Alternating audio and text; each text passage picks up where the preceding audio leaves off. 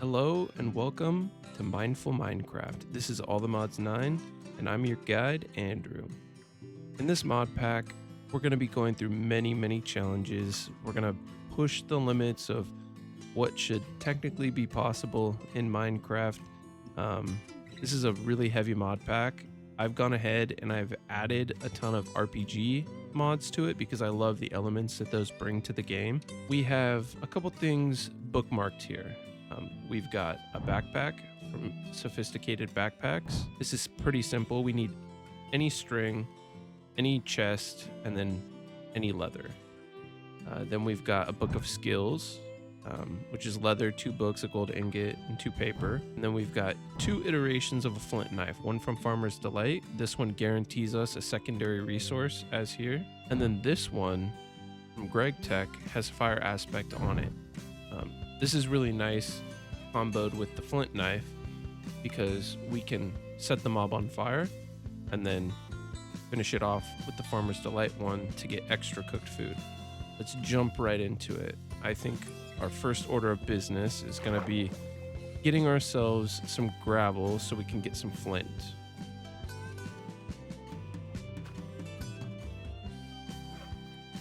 We might as well take this tree down here. Go ahead and turn these into planks, and then we'll turn these into sticks, and then we should probably make a crafting table, but we're gonna do it a different way. We're gonna make a crafting table on a stick. This is a really cool addition added to this mod pack. If we right click it in our hotbar, you see we have access to a crafting table on the go. But what makes this really good is you can put it in a curio slot and keybind it, and then you now have an extra slot in your inventory and you always have a crafting table. So since we've got our flint, we can go ahead and make our Farmer's Delight knife. And then we'll go ahead and use this button here to get Gregtech version. Now we should be able to go find any passive mob that provides us a food source, and we should get some extra food from them. A good chest. Get ourselves a nice rare iron axe right off the bat. Take a bed. And that was worth it. Some condensed blood from EvilCraft. We got 2 more of our iron tools. Iron right off the bat. That's pretty good. Go ahead and grab this copper too. Then we got ourselves a little artifact here, a skill for our skill book, and then we can go ahead and equip that. We've already got ourselves some armor. These village starts are super good. Probably put our food on our hotbar. A cool structure over there. I know for sure that's got some spawners and some enemies in it. It might be an inn, but I want to go ahead and look at the rest of these houses and see if we can find a villager hat. Gonna come in handy. Whenever we want to trade, we put that thing on and it gives us a really good discount on most of our items. There's our gold. Another spell. We can go ahead and equip that. We could take a couple books here. We're gonna need these for the skill book. Then I think we should take this sugar cane so we can make some paper.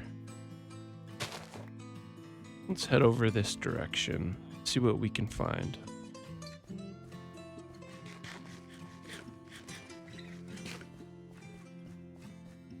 So far, I'm not seeing any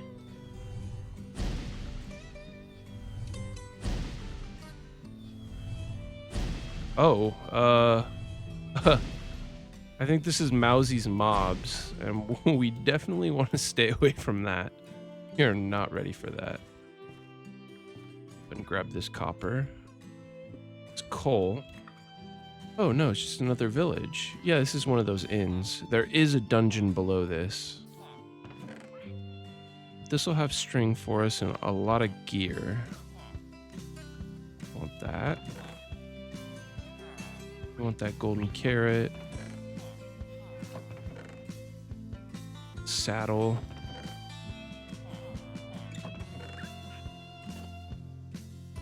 all we were missing.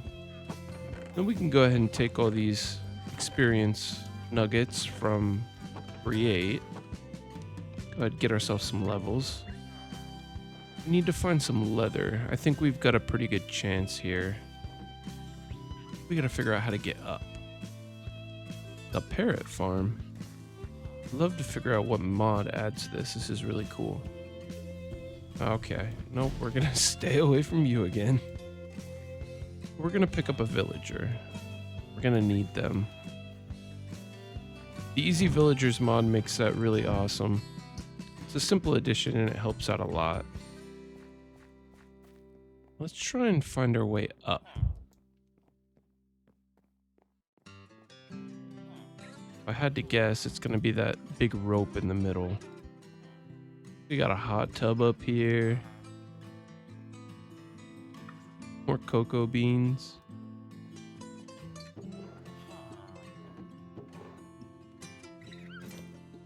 That's gonna be much better for us. Let's take those shears.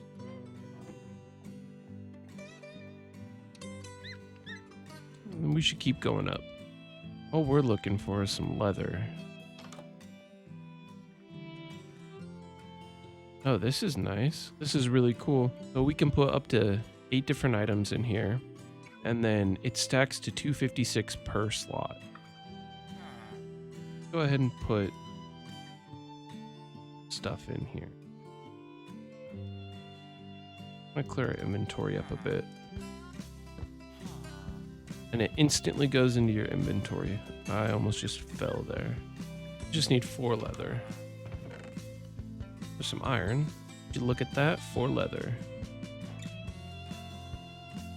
Now we can go ahead and make ourselves a backpack. We'll open our crafting table on a stick up.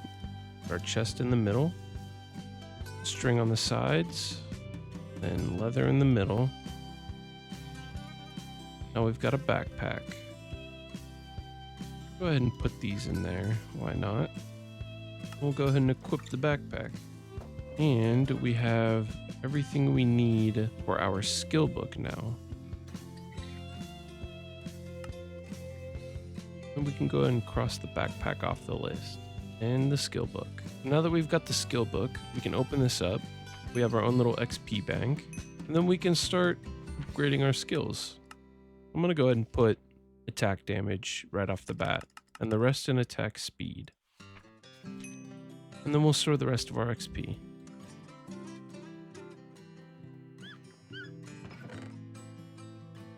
Ooh. Iron sword, a flawless gem. Pretty good. That is a mob that has a backpack.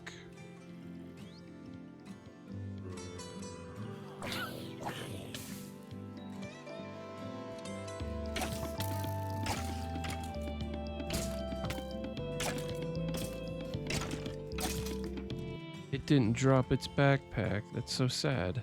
And I will see you guys when I have a little spot to build.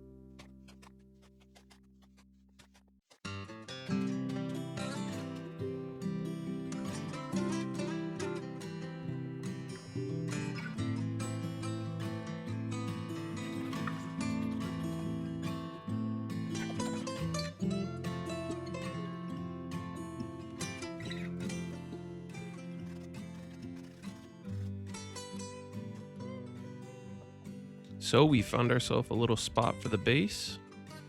Go outside here. I went ahead and I made a bunch of chests. I sorted them all out. We found some diamonds on the way here. Tons of stuff. I had to fight a ton of stuff. We ended up starting over here. I came down this way and then out here to the meadow plains biome. I really like these like prairie style biomes. They're fun for farming. I did make a little farm area out here ready to go. And then we're going to have a second layer to the base up top here.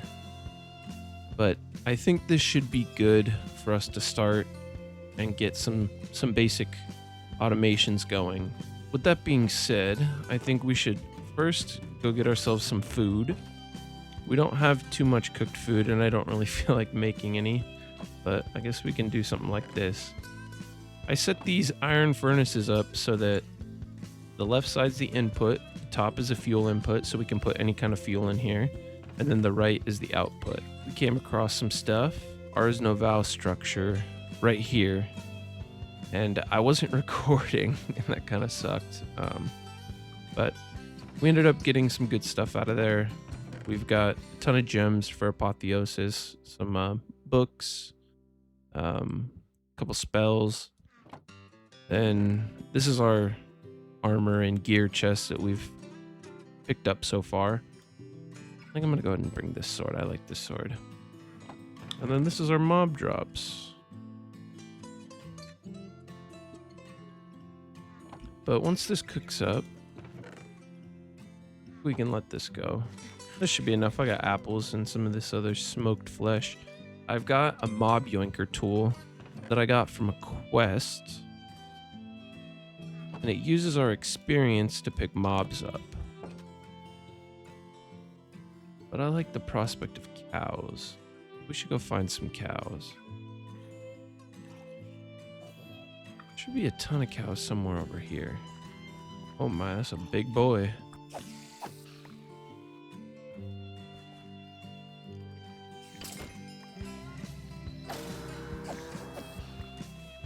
Be hard to believe that there's no cows anywhere over here.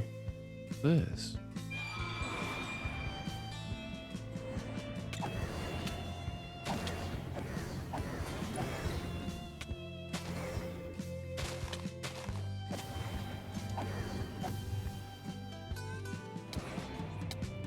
My goodness.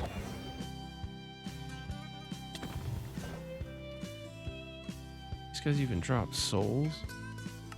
I hate fighting in areas like this. They just clog your inventory up. I knew it. Okay, this is some suspicious sand. We got some iron. Grab that. Keep note of that. Oh, there's a village down here. Nice. Doesn't look like there's a waystone in this one, but I would not be opposed to go checking this out. We did upgrade our backpack to an iron backpack. Oh, and there's cows up here. Perfect. Let's see what we got. Nothing much. Sweet berries. That'll be nice for our farm. Another iron pickaxe. Couple water buckets. Berries and glowberries. Emerald bread. Oh, this is something we want. Stone cutter. There. Okay, let's go to the top of the chapel up here. There's always something up there.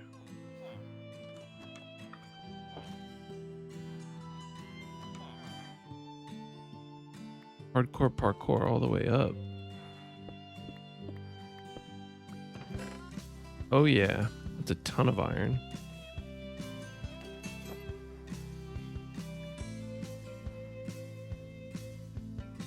That'll do. Let's go get our cows.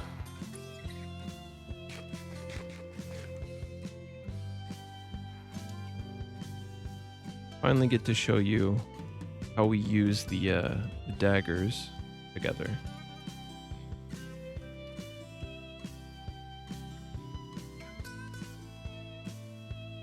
We'll get them with the Gregtech version first, set them on fire, and then finish them off with the other one. You can see we got 4 leather from that one cow.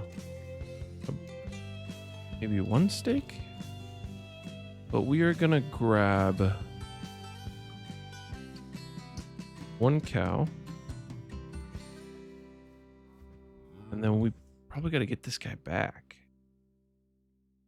I wish I had another lead or something, or another one of these yoinkers. We'll find another cow. Okay.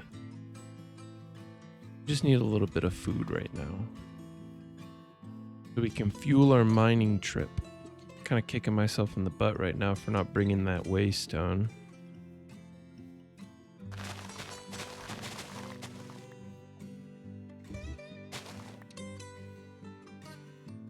Grab as much sugarcane. We're gonna need a ton of sugarcane.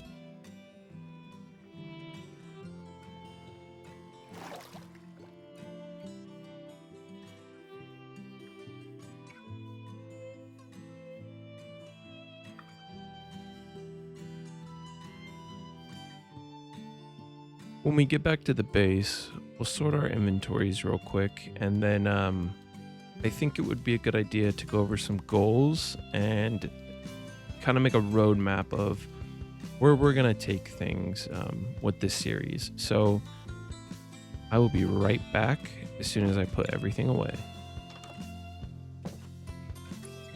Okay, now that we're back at base and I'm all sorted out, I have a couple things that I want to get into with this mod pack. Mainly the create mod. I've gone ahead and I've added every single create add-on that I could find that would work with this version in here. And then I also want to get into Gregtech. So if we open up our quest book here, I've gone ahead and I've completed a bunch of the quests that we had already completed throughout the filming of the beginning. And so we got a ton of rewards from here. So mainly our big goal is gonna be here in the Allthemodium star. So each one of these is correlated to a mod or a group of mods that we need to get to the end game of in order to get the items that we're going to craft the star with. And this is a pretty long process if you want to take it slow, or you want to take your time and automate everything. And then past all the mod star, once we get that automated, we're going to go ahead and we're going to go for the Greg star. And Gregtech is a really, really in-depth tech mod. It's really hard. Got a lot of different pieces. So if we go ahead and we look how to make the Greg star, first we have to make a star forge. And then the star forge requires an assembly line with a bunch of things that are already hard enough to get. But once we get this Greg star, we're cooking. But the fun part about the Allthemodium star is we can make creative items with them. So we can make a creative jetpack. It requires no power. It already has all the power. A creative spell book, creative pressure for pneumatic craft, infinite mana for Britannia. I'm gonna probably make a ton of these, the blaze cakes and the creative motors, because you no longer need a giant power generation system like this. Just one block can handle it all. And so we can set up a ton of stuff. We've got infinite power. I don't know what this is. I'm pretty sure this just gives us an infinite controller for applied energistics. Infinite source for Ars Noval. And then let's check something. I want to see if this is disabled. It's not. So we can make a creative storage disk, not disabled. Servers, I believe these are disabled. there's no recipe for them, so kind of crappy. I know we can enable it, and there's probably an option. Hopefully, I like that. Regardless, we're gonna have enough storage. We'll iron that out. That's no problem. But yeah, I think the main thing we should focus on is automating our first set of like quality of life features, such as using create to smelt. We can make encased fans here. And then if we go ahead and we ponder this, it'll show us you can put anything in front of it. So you can put a soul campfire, you can put a piece of lava, and then that'll let you like bulk smelt items. Like we could take any amount of ore, just drop it in front of it, and it'll smelt it all up. And it's a super fast way to get that done. That's our first piece of, in quotation, like tech that we're gonna focus on, is some create automation features. Thank you again for watching.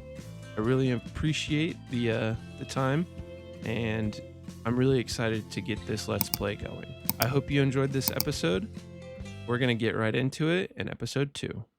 Welcome to Mindful Minecraft. My name is Andrew, and this is Allthemodium 9, episode 2. You're probably wondering what I have behind me here, but it's pretty simple, actually. This is a giant bulk processing plant that I've created using the create mod, no pun intended. As you can also tell, the frames are probably dropping quite a bit due to shaders and these water wheels behind me here. Those things right there are pretty aggressive on your frames, especially using shaders. So until I get a different power source other than those, we will not be using create other than just one bulk smelter here. I would love to show some appreciation to everyone who showed so much support on the first episode. It means the world to me that you guys have grabbed this and are latching onto it. You like it, and I like that. I'm here to make Allthemodium 9 possibly a little more relaxing than just a bunch of 100 days videos. So buckle in and get ready to jump into episode 2. In between episodes, I went mining. And then I went to the nether to acquire some nether quartz and rose quartz, as well as find some netherite smithing templates in a bastion. And while I was unsuccessful in getting our templates, I did however find one ancient debris in a chest. I used another mod that I added called Tom's Simple Storage in order to sort our chest monster. I also upgraded most of our chests to iron chests. Now with the ancient debris, I was able to squeeze it using the integrated dynamic squeezer. It gave me 2 netherite scraps per ancient debris. I got a second ancient debris from our quest book for a grand total of 4 netherite scraps. You know what that means? Then I made a reforging table with my newfound netherite ingot in order to get myself a really great pickaxe with the Godforged pearls from our quest book rewards. Then I made an enchantment table setup and enchanted my pickaxe. Since my diamond pickaxe has netherite efficiency against all blocks, I can use it to mine the Allthemodium ore. After that, I assembled a gyrodyne from the immersive aircraft mod that I added. And I also made a nature's compass to find a deep dark biome. It was time to take on the warden, and after a few deaths, I got our achievement, unlocking an Allthemodium ingot from the quest book. After I got jumped by the warden, I gambled on finding an actual Allthemodium ore block. I found a total of 3 ores. Time to get these back to base and crush them into dust to smelt. I made the mining dimension portal, and now that that's unlocked, this is going to be huge for our series. We're going to be utilizing the mining dimension for a lot of resources, testing, and automations. We have access to a lot of different metals and minerals that we are going to need a large amount of. Now, what we have here is 4 encased fans producing airstreams, and if you notice, they're all spinning clockwise. And this is super simple. You just put your item to be smelted on the depot in the center, and this is going to create a really fast bulk smelter. What that does is it blows 4 lava source blocks into this one spot. And if we were to test this and do one at a time, you would see that this drastically increases the time the less lava you have. I went ahead and covered it up with these andesite casing trapdoors because I just think it kind of looks cool. It matches the theme. Now that that's out of the way, you can see we did a bunch of harvesting in the mining dimension. I went ahead and I created compacting drawers. So the nuggets compress into ingots and the ingots compress into blocks. What that does for us is, say we have a recipe that requires iron nuggets, but we don't want to manually craft all these iron nuggets in order to make, let's say, for example, this window hammer. It will pull one out of there. That's something that's pretty useful when it comes to compacting and saving space in your main storage system. So don't be afraid to jump into storage drawers or functional storage in order to achieve that. And then I made a couple of these easy villager traders. We can trade our sticks for emeralds. This is the create one. We can buy blaze burners with it, and that's huge. We can also buy mechanical drills. And the whole point behind this was so that we can get rid of this as soon as possible. Now, in this episode, we're going to go to the nether. We need to go find ourselves a netherite smithing template so we can upgrade a netherite pickaxe into an Allthemodium pickaxe. The problem with this is it only spawns in one type of bastion, and it spawns a suspicious soul sand. And it can be sometimes really daunting to try and grab that. It's also kind of a pain in the butt to find one. So what we're gonna do is we're gonna grab our gyrodyne, some food, and we're gonna fly out. But first, since it's the harvest moon, we need to go ahead and harvest all of our wheat here. That's one full stack of bread. So I want to showcase how fast these actually work. This is a full stack of bread. We're gonna bulk smoke it into a full stack of toast really quickly.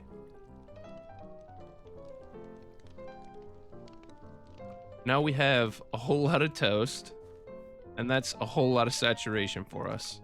Now the gyrodyne, it requires a whole lot of hunger, and this here, I went ahead and I reforged our backpack to see if I could get the effect in the back slot, but it requires it to be on body, but it gives us some extra luck. We should probably make some more armor.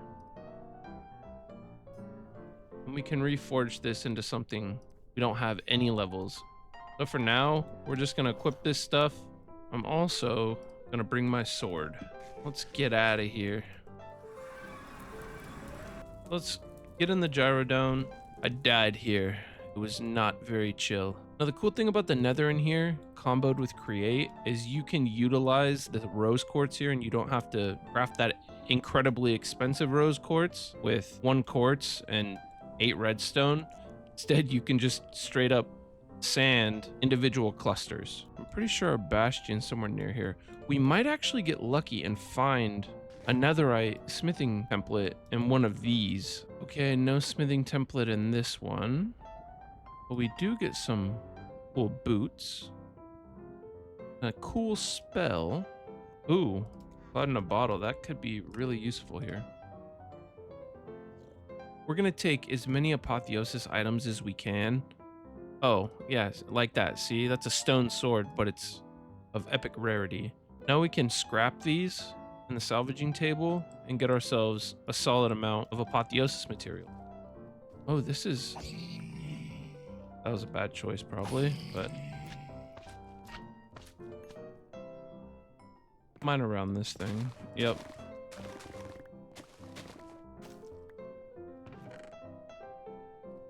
No netherite smithing template, just the actual netherite. I love that. We can't even use it. What is this? We'll find out what that is. We'll go and cast that somewhere. One of these days. I'm running out of inventory space here, friends. And time. I'm quickly running out of time. Once again, nothing. Is this even considered a bastion? I'm starting to think these aren't considered bastions. Why you gotta hurt me? But I'm failing to find the one thing that I'm looking for again. Look at me maneuvering this fine aircraft. And would you look at that? Where'd you come from? Now we have 6 chances. We have 6 whole chances to get another smithing template. There it is. There it is. The patience I tell you, the patience. You have to be patient. If you're not, and you're not willing to explore, you will not reap the rewards of endgame materials. More ancient debris. I did it. I got the template. Now we gotta make ourselves a netherite pickaxe. Then we have to make a structure compass and go find a ancient city so that we can go down, possibly have to deal with the warden again, over and over again. When we get there to this ancient city that I speak of, there is going to be suspicious clay strategically placed within the basalt that outlines the pathways. So we need to go get a brush and go find an ancient city. We have 2. That's another 4. So we have 2 of 4 netherite ingots. That's wonderful. But before we get overzealous, go check our quest rewards here. Is sure to take care of us. It did not. Okay, time to make a brush. Not a rush, a brush. I'm gonna go on the search for some netherite. I will be back as soon as I find some ancient debris. Not Father Esperanza, the AC Rizlord. What are we gonna do? I dare you to come take it. I dared you. Oh my goodness. Oh my. That's not gonna work for me. What am I doing? What am I actually doing? Did that teleport? It did. Wonderful. Don't have time to deal with you. Leave me alone. Oh, look at me. 3, that's 6. So we only need 1 more. I wouldn't be surprised. Okay, let's go. We seriously just need a single ancient debris. We did it. We found the last one. Oh, and we're being rewarded. Got 2. Look at that. Even more. Whoa. Lucky me. More debris. I've made a mess of this place. I really have. Me and this pickaxe here. What do you want, man? What do you want? Too bad. Well, we achieved our goal and we found ourselves 10 ancient debris. We got a whole lot of other stuff to smelt up along with it. However, I did think I was never gonna get it. No? Not funny? Okay. All right, it's time to double our ancient debris, make a bunch of netherite ingots. And then we can make our structure compass, no problem. So luckily we have an ancient city about 1,700 blocks away, almost 1,800 blocks away. I'm gonna grab these bunny slippers or bunny hoppers or whatever. We need the gyrodyne. We're gonna take off in that direction.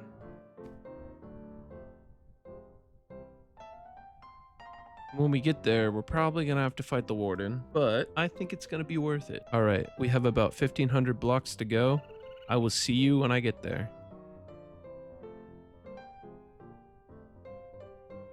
All right, structure compass says we have arrived. And this block value accounts for the vertical value as well. You see it just turned around on us right here.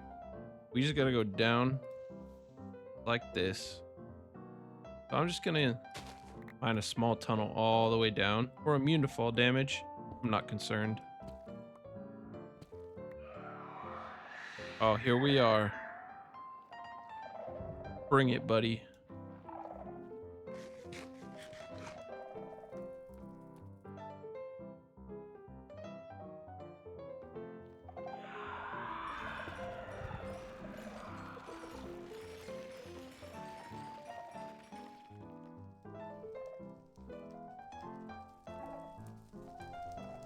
But we need to find suspicious clay, just like this right here.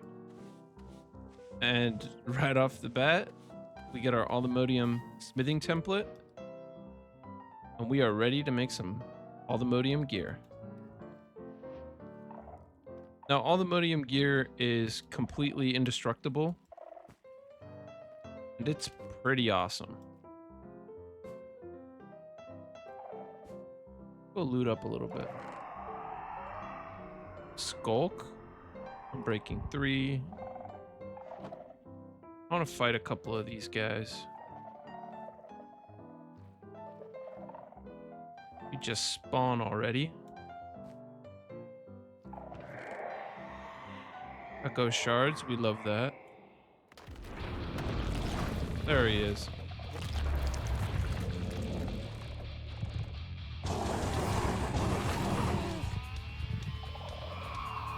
That's pretty impressive. I'll take that.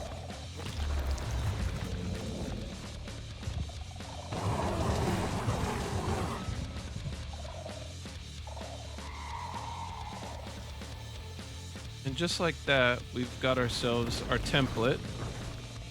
I'm gonna go ahead and grab as many of these as I can. Where are you at, buddy?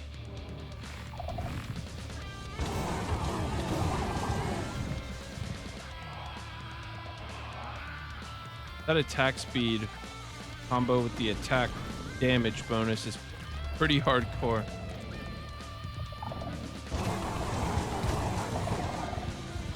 I used to be terrified of the Warden. No more.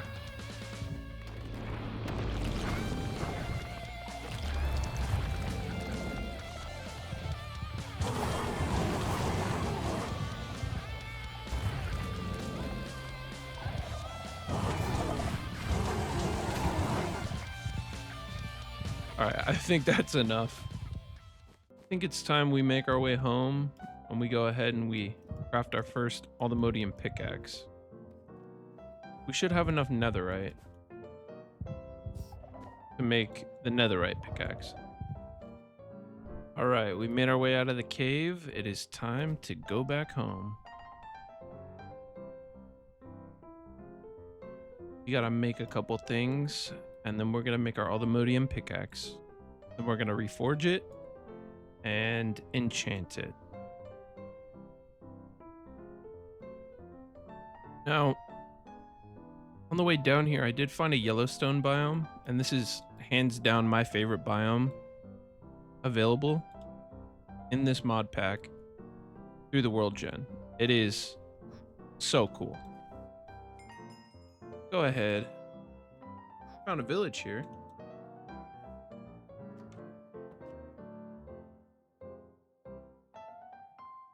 So, I absolutely love the Yellowstone biome. It's so cool. Super pretty. I'm gonna explore this village real quick and see if I can't find a villager hat.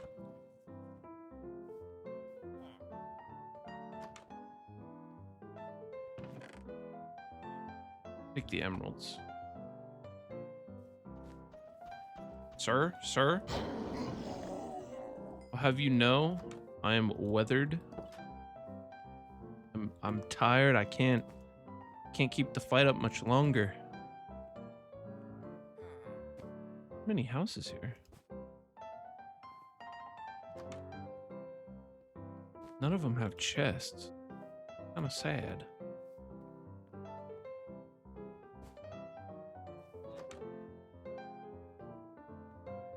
Nothing.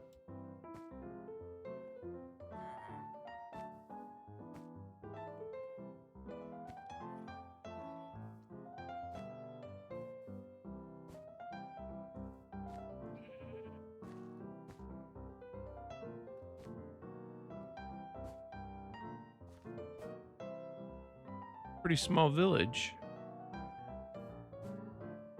No farmer's hat.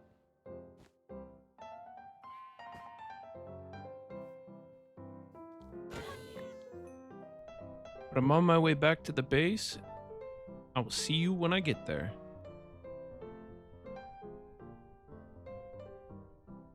Home sweet home. I'll land on the top of the roof here.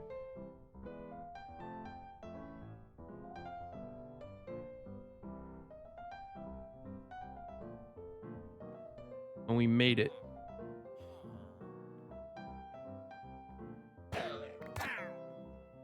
We're gonna need to make a couple of these. Need a link. Gotta link this netherrack drawer up. Not remove, add.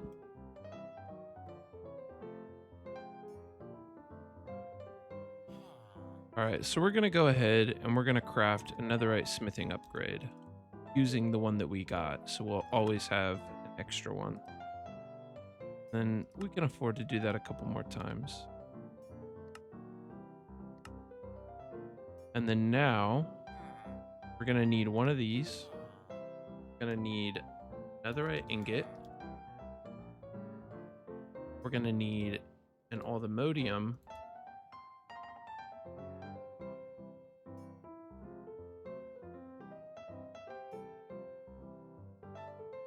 All right, so we've got our diamond pickaxe.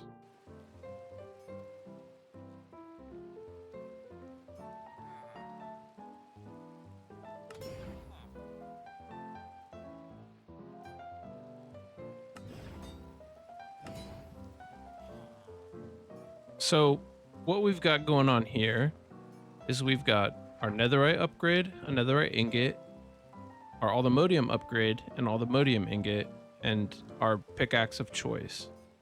So we go ahead and we put that in there. And then we put our smithing template and our ingot. We get our netherite pickaxe. Now we put this in with the Allthemodium, and now we have an indestructible pickaxe. And then the first thing we're going to do is we're going to go ahead and we're going to reforge this. And we need to grab our levels from our skill book.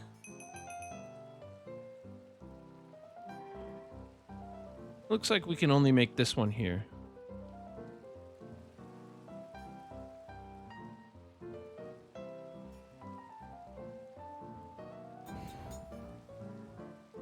Now we can go up top and we can enchant this thing.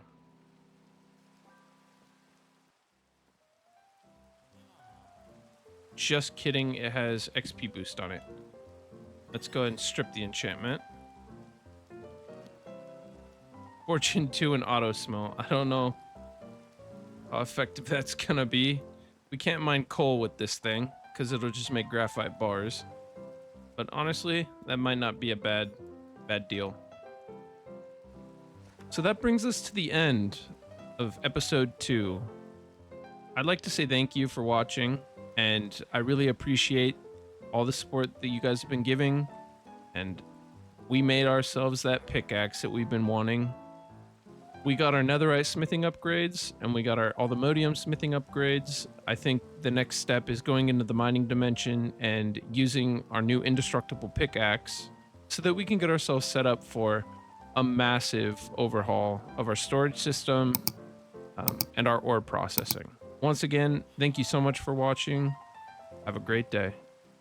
Hello all and welcome to Mindful Minecraft. My name is Andrew and this is Allthemods9. Last episode, we obtained our Allthemodium pickaxe and obtained some other important resources. I also made a few more tools now that we have access to our smithing templates and better materials. Now, in between episodes, I found a new spot to build our agricultural system. This might be a fun little spot to build. I like this. It's given a little house on the prairie, which is going to essentially fuel us for the rest of our journey. I designed a nice waystone hub and a new farm that we can duplicate in a grid design. In order to make this possible, we're going to dive into the create mod a little bit. We need to make ourselves a schematic cannon, and we need to gather the associated materials as well as some tools to go along with it.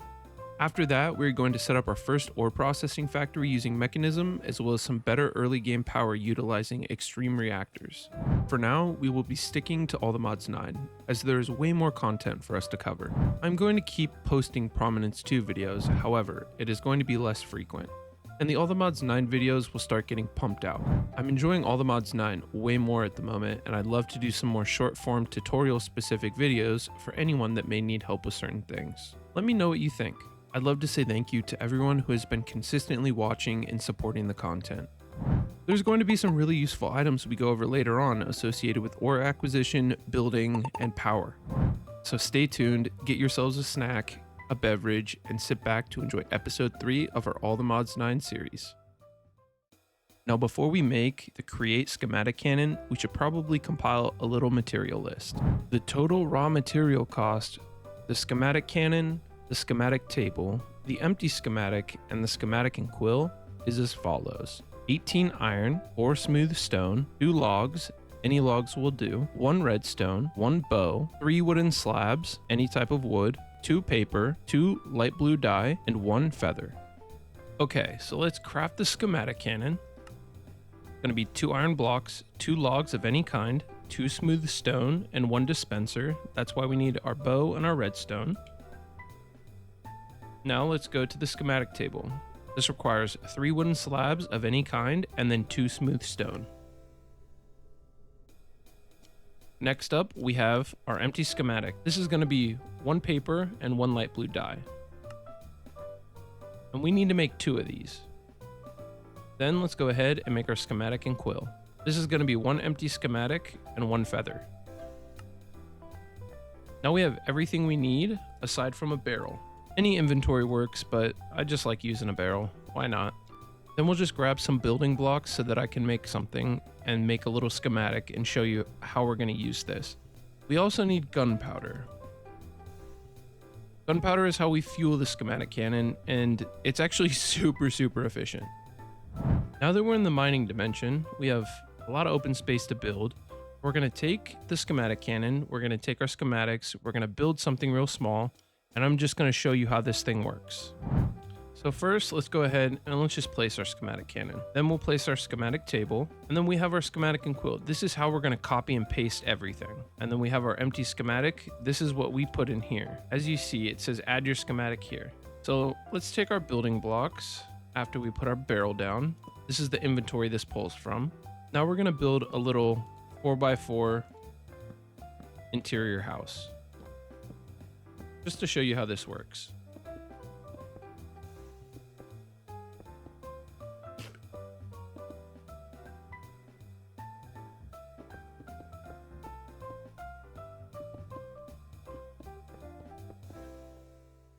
Okay, so we have our little structure thing here, right? We're going to take our schematic and quill. We're going to right click in the first position. As you can see, this box moves with us. And then we're going to right click our second position. Now, we right click it and let's just name it box. Save that, and it just saved as box.nbt. And we can go ahead, put our empty schematic in the schematic table, and then we'll scroll down and we'll just hit box.nbt. These NBT files are the schematics you can download online and just pull in. And it's super efficient. It's nice if you want to just replicate something, right? So let's do one there. Now, as you can see, this is highlighted and we have a little menu.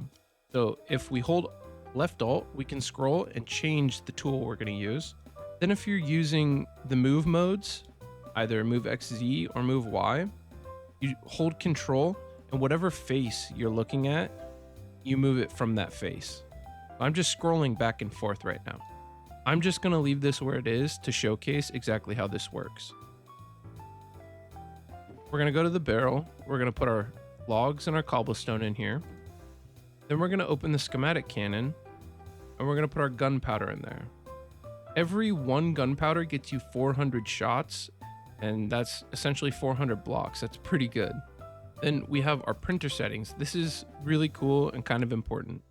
So say we have some air blocks or something that we want to be replaced. We can have it replace the solid with any extra blocks. We can have it replace the solid with empty, and this will clear everything in that area. It just voids all those drops. So let's go ahead and we'll put the schematic in here. We'll hit play, and you'll see this, it starts blasting away. This is pretty cool, but I made a schematic for the farm, and we're just going to make a giant grid design using the schematic cannon to save ourselves a little bit of time. And you just heard a little sound. Now, every time you do this, the schematic empties, then you have to go ahead, put it back in here, and pick something out. We have this giant farm that we're going to be using, and this is going to be all over that area I showed you earlier. Now that we know how the schematic cannon works, I think we should probably jump into Mekanism. This is going to be huge because we need a lot of ore processing. This is going to range from turning it from raw ore all the way into possible 8xing our ore later on. So this is a basic little factory setup. I'm going to go through how we're going to do it. just like the schematic table, I think what we're gonna do is make a little material list, and we're gonna craft our machines, and then we're gonna head to the mining dimension, and we're gonna build that factory. The raw material cost for our mechanism or doubling factory is going to consist of 45 redstone dust, 39 raw iron, 16 raw coal, 15 raw osmium, 15 infused alloys, 8 basic control circuits, 8 pieces of glass, 8 steel ingots, 5 base terracotta, nothing dyed, 2 furnaces, 1 raw gold, 1 bucket of water, 1 bucket of lava, and 1 electrolytic core. So as you can see here, we have a couple mechanism items on the board. We're gonna need to start with a metallurgic infuser and some kind of power source. I think a good power source for us to start with would be a coal generator. We have a ton of coal and there's no reason not to. So you gotta make a machine frame first. It's just 4 iron, 2 gold nuggets, and then 2 blue dye. Then we'll go ahead and craft the coal generator, and then let's just grab a stack of coal. Then it's time to make our metallurgic infuser. Now for this, you're just gonna need 2 furnaces, 4 iron ingots, 2 redstone dust, and 1 osmium ingot.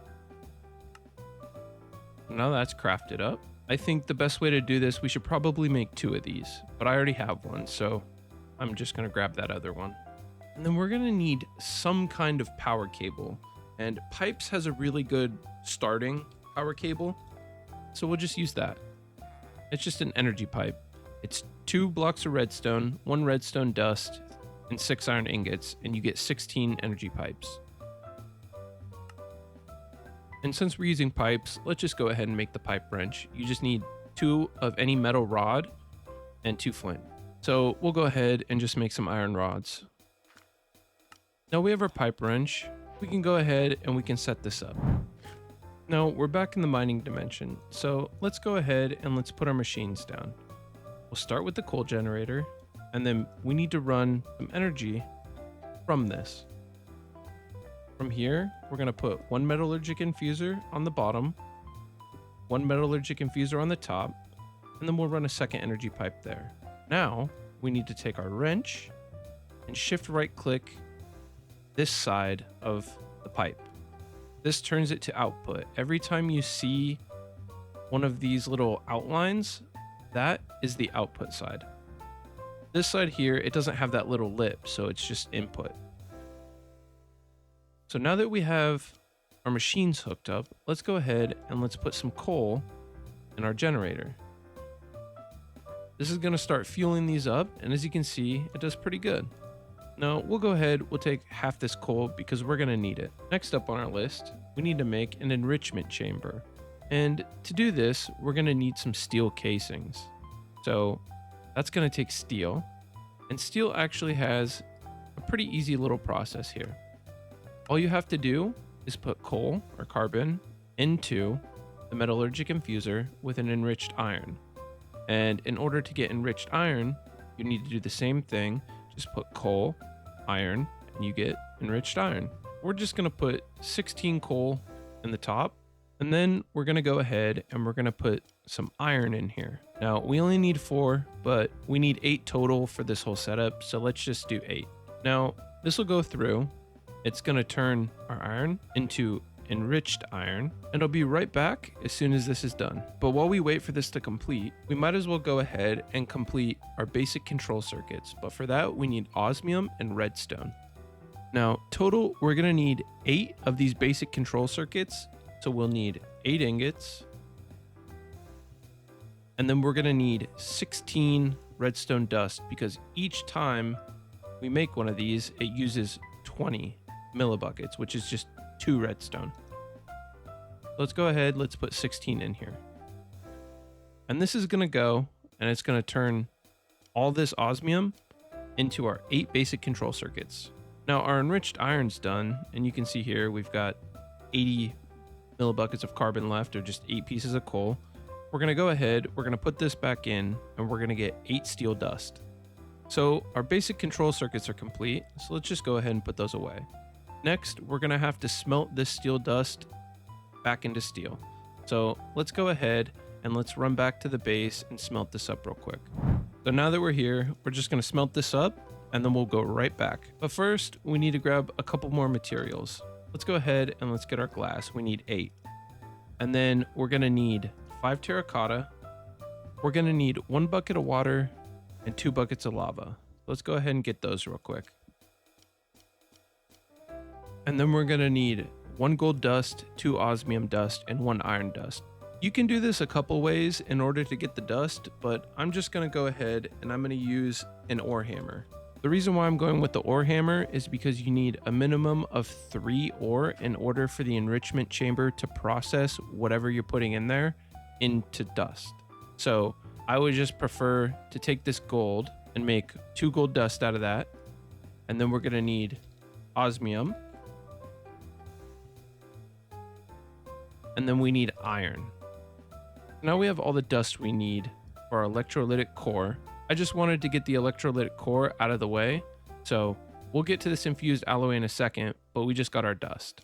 And then I've already made a basic energy cube and some wind generators. So I'll have enough power to just show you how we're gonna set this up. And then after that, we're gonna go ahead and we're gonna make our first big power source. We have everything in our backpack here. Now that we've got our steel, our basic control circuits, our osmium, and our glass, we can go ahead and we can craft 2 steel casings. Let's go ahead and do that. Next up, we need to make this enrichment chamber. The enrichment chamber is 4 redstone, 2 basic control circuits, 2 iron, and 1 steel casing. We're gonna need 2 of these total, so we'll just do the double craft right now. We have our basic control circuits, our iron ingots, our osmium, our redstone dust, and our steel casings. That's everything we need for our enrichment chamber. However, we need to make 2 of these, so let's go ahead and do that. You'll see why we need 2 in just a minute. Now, it's time to show you how to do the infused alloy. This is pretty simple. Same thing, metallurgic infuser, 1 redstone and 1 iron ingot to get 1 infused alloy. We need a total of 15 infused alloys, so let's go ahead and make those. Now on the top one, I'm just gonna do 8. On the bottom, I'm just gonna do 7, just so they're both going, and this will be a little quicker. I'll be right back as soon as these are ready. While these last couple finish, I'm gonna go ahead, and I'm gonna show you how we're gonna do this electrolytic separator. This is the next step in our process.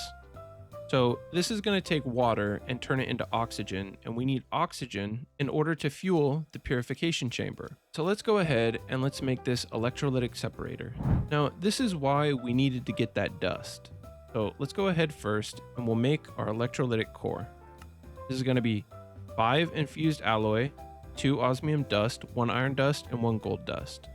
And we've got our little core here. Let's go back.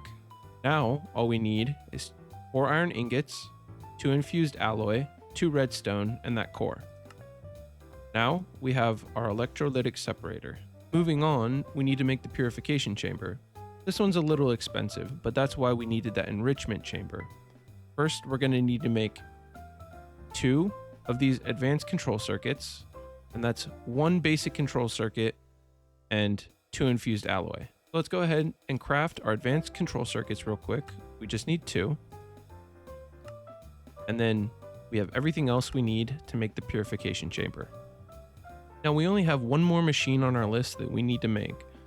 We just need our 2 lava buckets, our steel casing, and we have everything else in our inventory.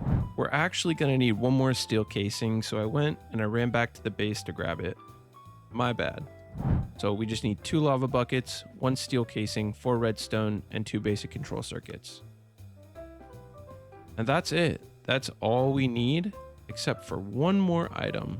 We need to make ourselves this sink. It just requires 5 regular terracotta and then 1 water bucket and 3 iron ingots. And this is an infinite water source. It's super cool. Let's go ahead and craft it. Now we have everything we need. So I'm gonna grab our pipes and our power just to set this up and show you how this works. So now that we have our power set up, we need to run 4 cables out of our power source. And then in order, we need to put the electrolytic separator, the purification chamber, the crusher, and finally the enrichment chamber.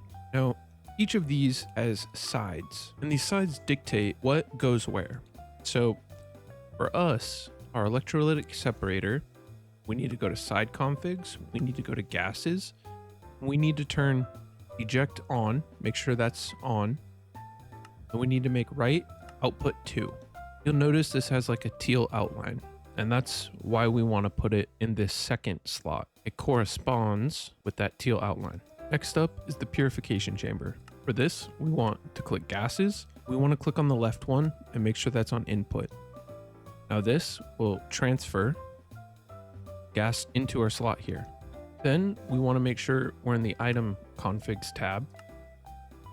We want to make sure eject is on and that top is input, right is output.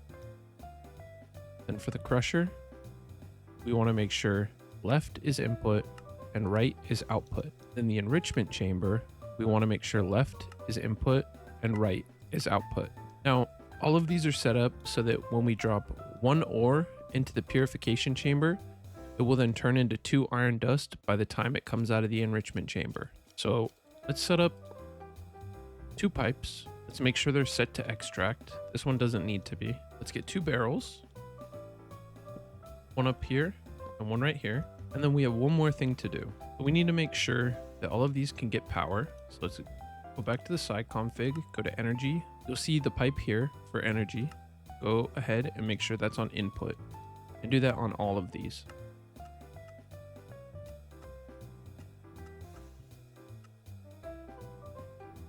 Now all of these should be connected. Then we need to give our electrolytic separator water.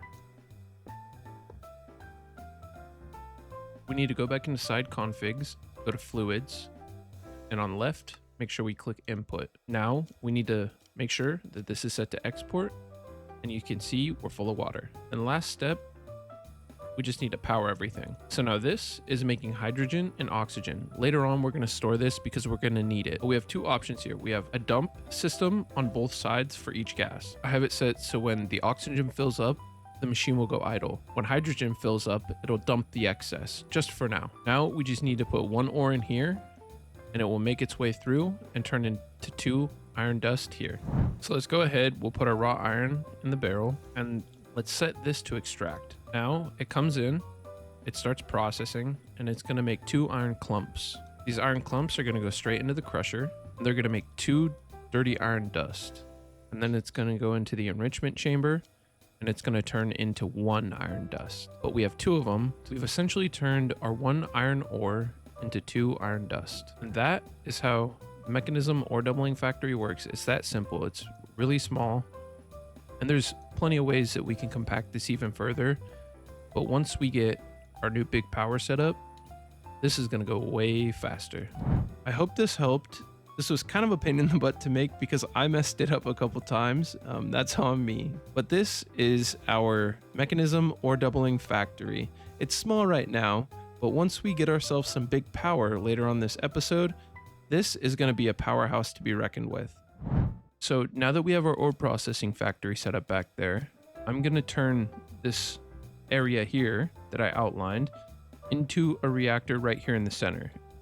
It's going to be 5 by 5 by 5, and we're going to need to make another material list. So let's get right into it. The total material cost of our 5 by 5 by 5 reactor is going to be 228 iron ingots, 167 graphite bars, 90 glass of any type, 42 redstone dust. We're going to make 4 blocks out of that and leave 8 as dust, 33 sand of any variety, 17 uranium ingots, 7 pistons, 3 redstone comparators, 2 redstone repeaters, 2 hoppers, 2 chests, and 1 diamond. Now let's go ahead and let's get these crafted up. I already have them crafted up, so I'm just going to go through the crafting recipes with you. Now, we're going to need a ton of these reactor casings, and you'll see here you get 4 per craft, so it's not too bad. However, we're going to need 58 of these for just the 5 by 5 by 5 reactor setup that we're doing, so keep that in mind.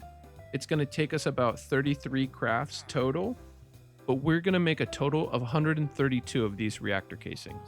Now, that's just going to be 4 graphite bars, 4 iron ingots, and 1 sand of any kind, and you'll get your 4 reactor casings. You'll notice this says basic at the end, and we can turn this into a reinforced reactor casing. It's quite a bit more expensive, and you only get 1 to 1, but you need 4 steel and 4 graphite along with that reactor casing to get your 1 reinforced casing. Now, This is really good in the long run. However, since this is early game, we're just going to get ourselves started with a really decent power setup. Next up, we have our reactor glass. We need 30 reactor glass for our setup, and that requires 2 glass of any kind and 1 reactor casing. Next up, we have our reactor fuel rod. This is going to consist of 4 iron ingots, 2 graphite bars, 1 uranium ingot, and 2 glass of any kind, and we need 15 of these.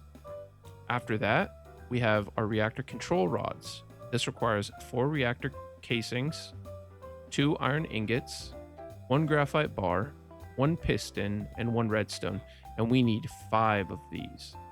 Then we're going to make reactor redstone ports, and I'll show you how to use these once we set our reactor up and we confirm that it's working. We need 4 reactor casings, 1 redstone comparator, 1 redstone repeater, 2 iron ingots, and 2 gold ingots, and we're going to need 2 of these total. Then we have our reactor solid access port. This is how we're going to get our fuel in and our waste out. We're going to need 4 reactor casings, 2 iron ingots, 1 chest, 1 hopper, and 1 piston, and we need 2 of these total. Then we have our reactor active forge energy power tap, and this is going to allow us to pull the power out of the internal buffer in the reactor, and we can send it wherever we need to, but this is how we have to take it out of our system. It's going to require 4 reactor casings, 4 blocks of redstone, and 1 redstone dust, and we only need 1 of these for now. And then finally, we need our reactor controller, and this is going to require 4 reactor casings, 2 uranium ingots, 1 diamond, 1 redstone, and 1 redstone comparator, and we only need 1 of these. Now, you keep hearing me say graphite, but graphite's super easy to get. All we have to do is smelt up our coal, and we get graphite bars. So if you have auto smelt on a pickaxe, this is really helpful because you can just go mine a bunch of coal veins real quick with your ore excavate, and boom, you've got your graphite bars right there. So now that we have all of our resources, let's go ahead and let's make ourselves our reactor. We're going to set it up right here on this 5x5 deep slate platform that I made. So to start, we need to make ourselves a 5x5 platform of these reactor casings. And then we need to go up 4 blocks on each corner.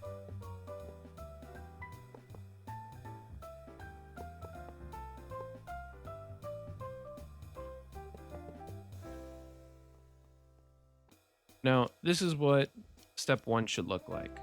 Now, we're going to take and we're going to fill our casings in and connect all of these. And you'll notice we have a little 3x3 interior here. Next, we're going to take our reactor control rods. These are what control our fuel rods. These are the control rods. These are the fuel rods. So then we're going to place 3 under each of these. I'm leaving the middle one out just for now so we can fill the rest of this in. And then we need to take our glass and our solid access ports, and we're going to put 1 solid access port here and 1 solid access port here. And I'll go over how to configure these in just a moment. Next, we're going to fill our glass in on these sides. And then on the back, we have to do something a little different. So we need a way to get our power out, and we need a way to check our system in order to keep this either running or keep this turned off. So what I like to do is place my power tap in the middle, and I like to do the reactor redstone ports, 1 on each side of it. I just think it balances it out and it looks better. And then what we'll do is we'll fill that in. We'll move to the front and we'll fill the top 6 in, and then the last 2 on the sides here. Now all we need is our reactor controller. We'll go ahead, we'll put that there, and you'll see it says air is not valid for the reactor's exterior. It's because it's open right now.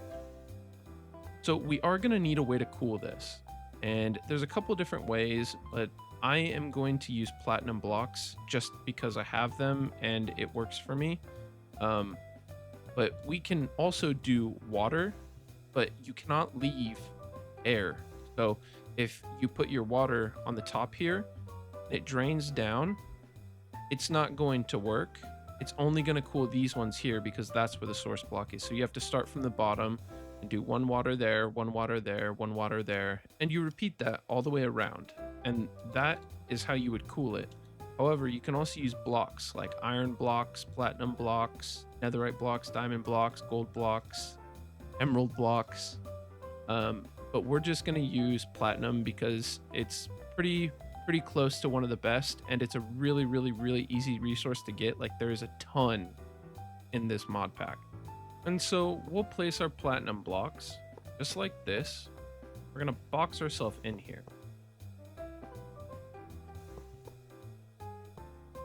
And then we'll take our final fuel rods and our final control rod. We'll go ahead and we'll put that right on top. Then we'll take our remaining reactor casings. And now our reactor is all closed up. But we still have a couple things that we need to go over. Remember how I said we have these reactor solid access ports on both sides? One is going to be feeding our fuel, and the other is going to be taking the waste. So what I'd like to do, I already have my fuel and a waste drawer, but I like to take and just put a drawer underneath it, take a pipe, hook it right in, and then go ahead and open that pipe up. So you'll see these fuel rods, they start to fuel up and fill up, and that's exactly what we want to see. So we know we're getting our fuel. Next, we need to put our waste bucket down, basically. And once we put our waste drawer down, which is just cyanite, we need to put a pipe down, make the pipe export, and then we need to open the solid access port here and switch it to outlet mode. Now you can see that turned the little arrows out and it changed to green. So this will actively always pump that cyanite straight into this drawer. Then we've got our controller here. Now it's off right now, but you can see here, waste ejection mode is on automatic. That's nice, we need that. So it's nice it comes like that. And then on the back, we still have our power tap, and we still have the reactor redstone ports we need to go over. Now, what I do is I use redstone links, and these are pretty simple. So craft them. All you need is a brass casing and a redstone torch, and a brass casing is just any log, any stripped wood basically, and a brass ingot, and you get one. And then when you craft this with the redstone torch, you get two, and that's perfect. So we'll go ahead and we'll slap these on, and then we need to right click one of these. I always go for the right side one, and we need to turn it to receive. And then we need to open our first reactor redstone port here, change it to on, set from signal, save, go into the second one, and then we have all these options down here, but the one we're mostly worried about is the energy stored. So we're just going to click energy stored, active wall below, and then I usually just set it to 95. And now this reactor, as you can see here, once we turn this on, if it's above 95%, it'll shut off. If it's below 95%, it'll turn on. And you can see here, we're making 11K FE per tick, 11.4K. And this is consistent. This is just going to constantly pump, but we are burning fuel. So the next thing we're going to work on is transferring this power out of here.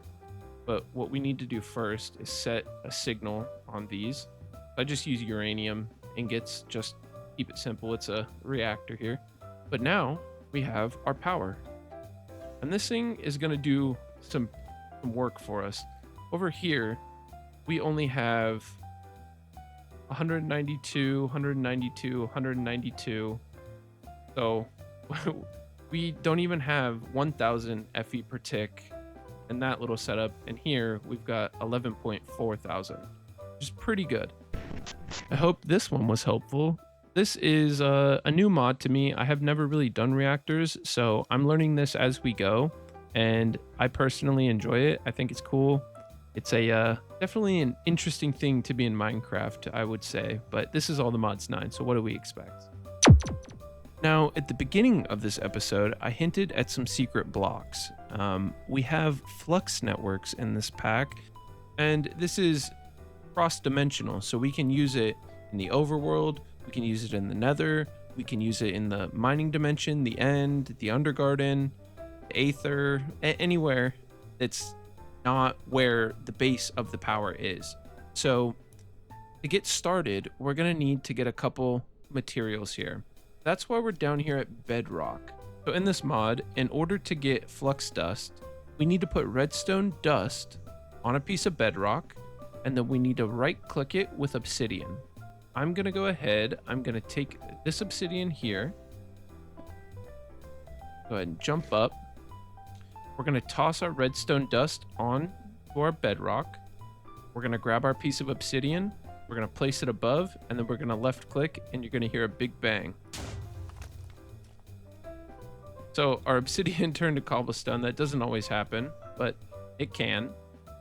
And then we got 64 flux dust, and we're going to need a ton of this for a ton of these plugs and points along the way. So I'm going to go back to the base, and I'm going to show you how to craft these. So now that we're back at the base, we need to make a little material list of exactly how much stuff we're going to need to build this. Now, the materials we're going to need for our flux controller, flux plug, and flux point are 77 redstone. We're going to make 1 block and leave the rest as dust. We need 68 flux dust. We need 36 obsidian and 9 eyes of ender. So starting, we have our flux controller. We need this or else we can't wirelessly charge any of our stuff, and it is how we set up our network.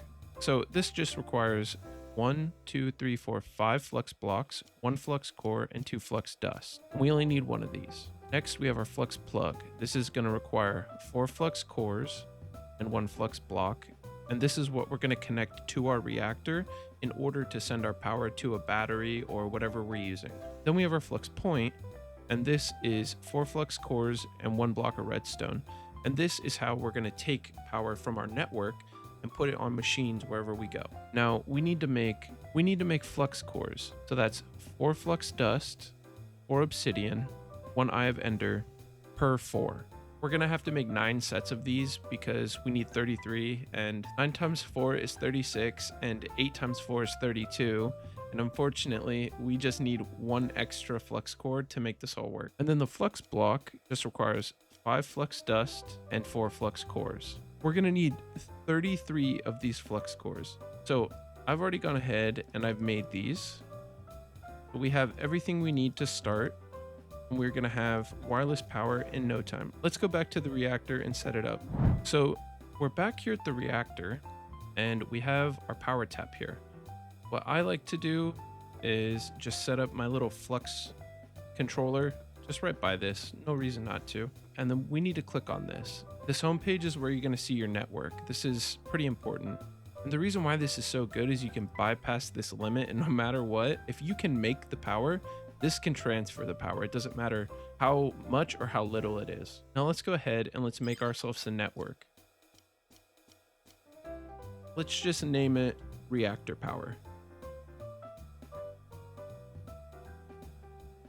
And let's give it this kind of orange color. So now we have a network, and then we have our flux plug and our flux point. So the flux plug goes onto the power tap, and we're going to go ahead and we are going to go to network selection, click on reactor power, and then we're out of there. So now power's hooked up. We now have wireless power. We're going to take our basic energy cube, and we're going to put our flux point on it. We're going to go back to network selection and click reactor power. Now, this is hooked up. This is 100% hooked up. And no matter what, this will always receive 11.6k FE per tick once this runs out. So that's pretty good. Now we can go ahead and jam pack this full of upgrades, and then we can turn these into like tier factories where instead of 1 slot In each of these, it has 3, and that's like the first basic upgrade. So that is secret item number 1 complete. I don't think we're going to get to our other ones this episode. I think we should save those for next episode. This has already been a pretty long episode, and I think we should probably split this content up a little bit here. I have a ton more coming, so I really appreciate everyone staying and watching. I would love to know if this helped you, and I want to let you know that every single one of these tutorials that I did today, I'm going to section them off and post them individually so that if you need to just go back and look, you don't have to scroll through my video. You can just go find the Extreme Reactors basic 5x5x5 tutorial, or the Mekanism ore factory tutorial, or the Schematic canning tutorial. And I hope that's helpful. Next episode, we're definitely going to get into our other secret items right off the bat. Thank you so much for watching. I greatly appreciate it, and you have a great day. Hello and welcome to Mindful Minecraft. My name is Andrew and this is Allthemods 9. Last episode, we assembled a Mekanism ore doubling setup and made our reactor to secure ourselves some power. Now at the end of the episode, I mentioned the secret items that I would be getting into in this episode, so I've been preparing. I've got our machine crafted up and I'm going to go over exactly how we are going to set this up and why it's so powerful for us. As you can see here, I've left this machine running since last episode to show you how powerful it really is. Not everyone has all day or extended periods of time to play, so I think additions to the pack like this are crucial to progression for some people. There are purists out there that don't like this type of stuff, but I'd like to say that no matter what, this game was designed for you to play it however you want, not how other people want you to. With that being said, we have a few things to go over and I'd like to jump into that. First, we're going to assemble our RFTools builder quarry. Then we will jump into the changes that have been made to our Mekanism ore doubling factory and why. After that, we're going to go exploring and find ourselves a slime. We are going to need to automate slime as soon as possible, and I'll explain why once we have found the slime. Lastly, we're going to jump into mystical agriculture because like I just said, we don't all have the amount of time necessary to farm certain resources, so passive automation is going to be the best bet for our Let's Play and the series as a whole.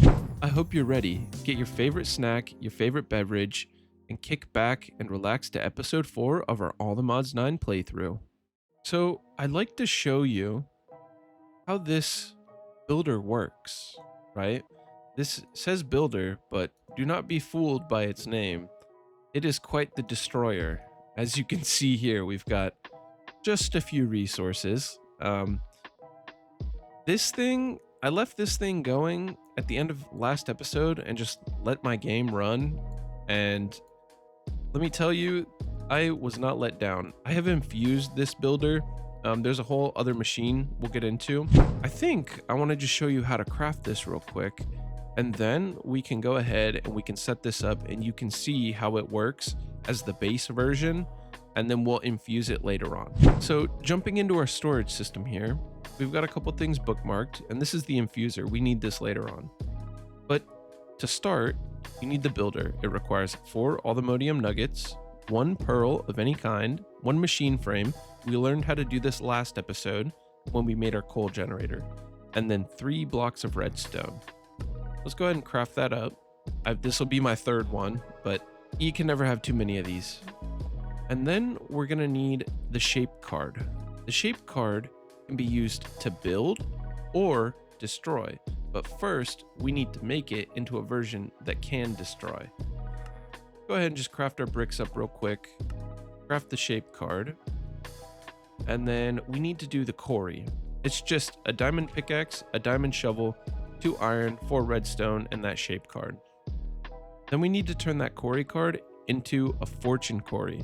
This is going to require 4-dimensional shards, 1 gas tier, 1 emerald, 1 diamond, 1 redstone, and that quarry card. Now this dimensional shard, that's how we're going to infuse our machines. So you need a total of 4 stacks of it in order to infuse 1 builder all the way to 100%. The infusing bonus is reduced power consumption and increased speed. So the higher that is, the higher the consumption is going to be, and then the faster it's going to mine. You can infuse this whenever you want. You're just going to need to make the machine infuser. It's one more machine frame, 4-dimensional shards, 2 diamonds, and 2 redstone. Now, all you have to do is put this down, power it, put your machine in that you want to infuse, such as the builder, and then put your stacks of dimensional shards in. And moving on, we need to make a filter, and this is simple. It's just 1 hopper, 2 redstone, 1 iron ingot, and 1 paper. I've already got one set up here for us. I'll show you how we're going to do this. In order to get your ores here, let's just say iron ores, all you need to do is change this blacklist to whitelist, go to add tags. Let's just say we want to add gold to the list here. You just find your tag. It's also simple enough that you can just type in, let's say diamond, and then you're going to have to go down and you're going to have to find Minecraft diamond ores. Whatever you want, you just need to make sure it says ores behind it, and it'll show you what it can mine. So let's just go ahead and let's put this simple filter here in our builder, and I can show you how this works. So I have a shape card set up, but I'll show you how this works. So if you notice this shape card here, it's got a shape and it has hollow or solid. We want it on solid, and then we also want to make sure that our dimension is, large enough that it'll reach a large enough place and get as many ores as we can. I like to usually start with just 128. This is our X value, by 256, that's our Y value, by 128, which is our Z value. Now we're going to want to offset this, and I'll show you how to do this after we put it in the machine. But then you can void things that you don't want. So I don't want any of this stuff. I don't need it.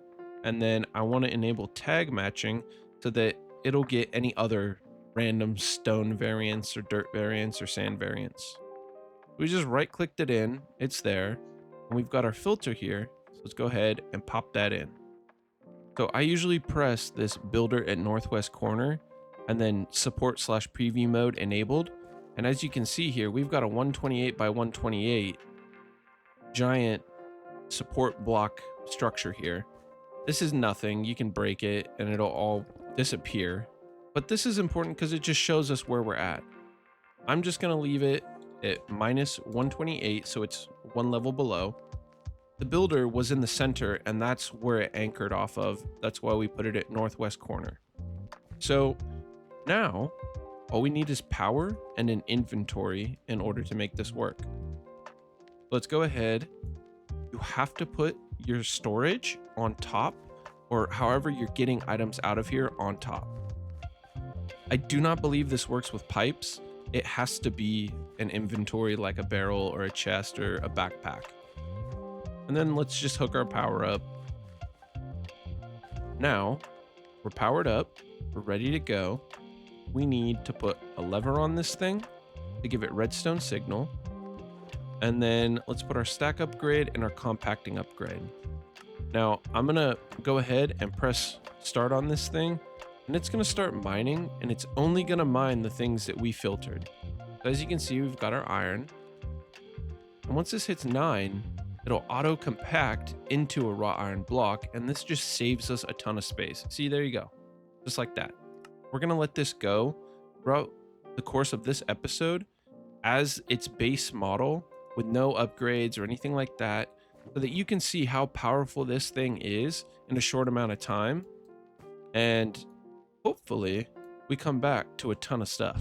So behind us, we have a little tiny refined storage setup, and that's why we need slime. I want to start the series off with refined storage, and we're going to get into applied energistics once we can autocraft things using refined storage.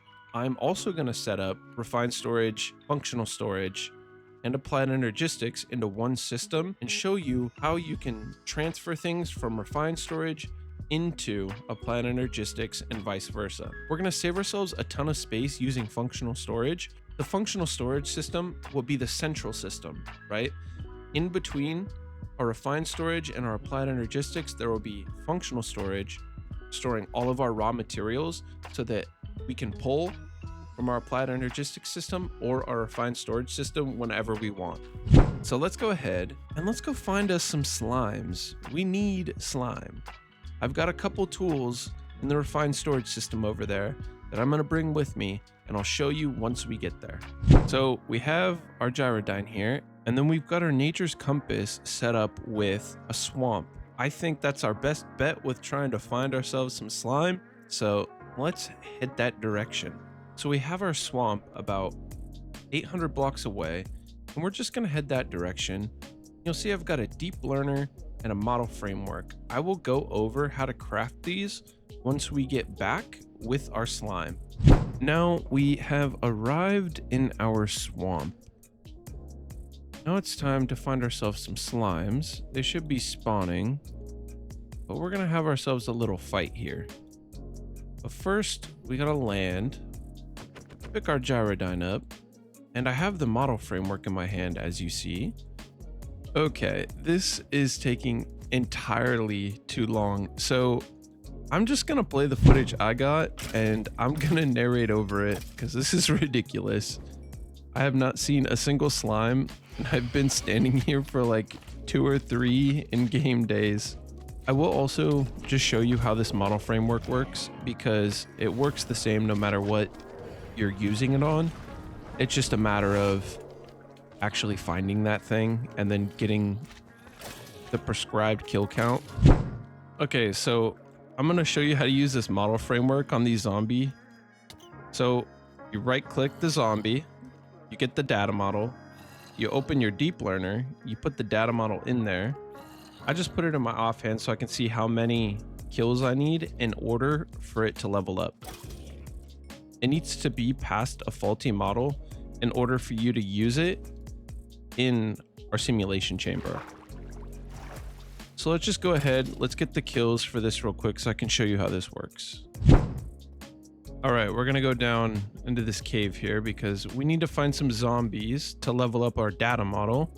As you can see, it says we have 3 remaining, 2 remaining. Here we go, 1 left. And as you can see, that just leveled up to a basic model.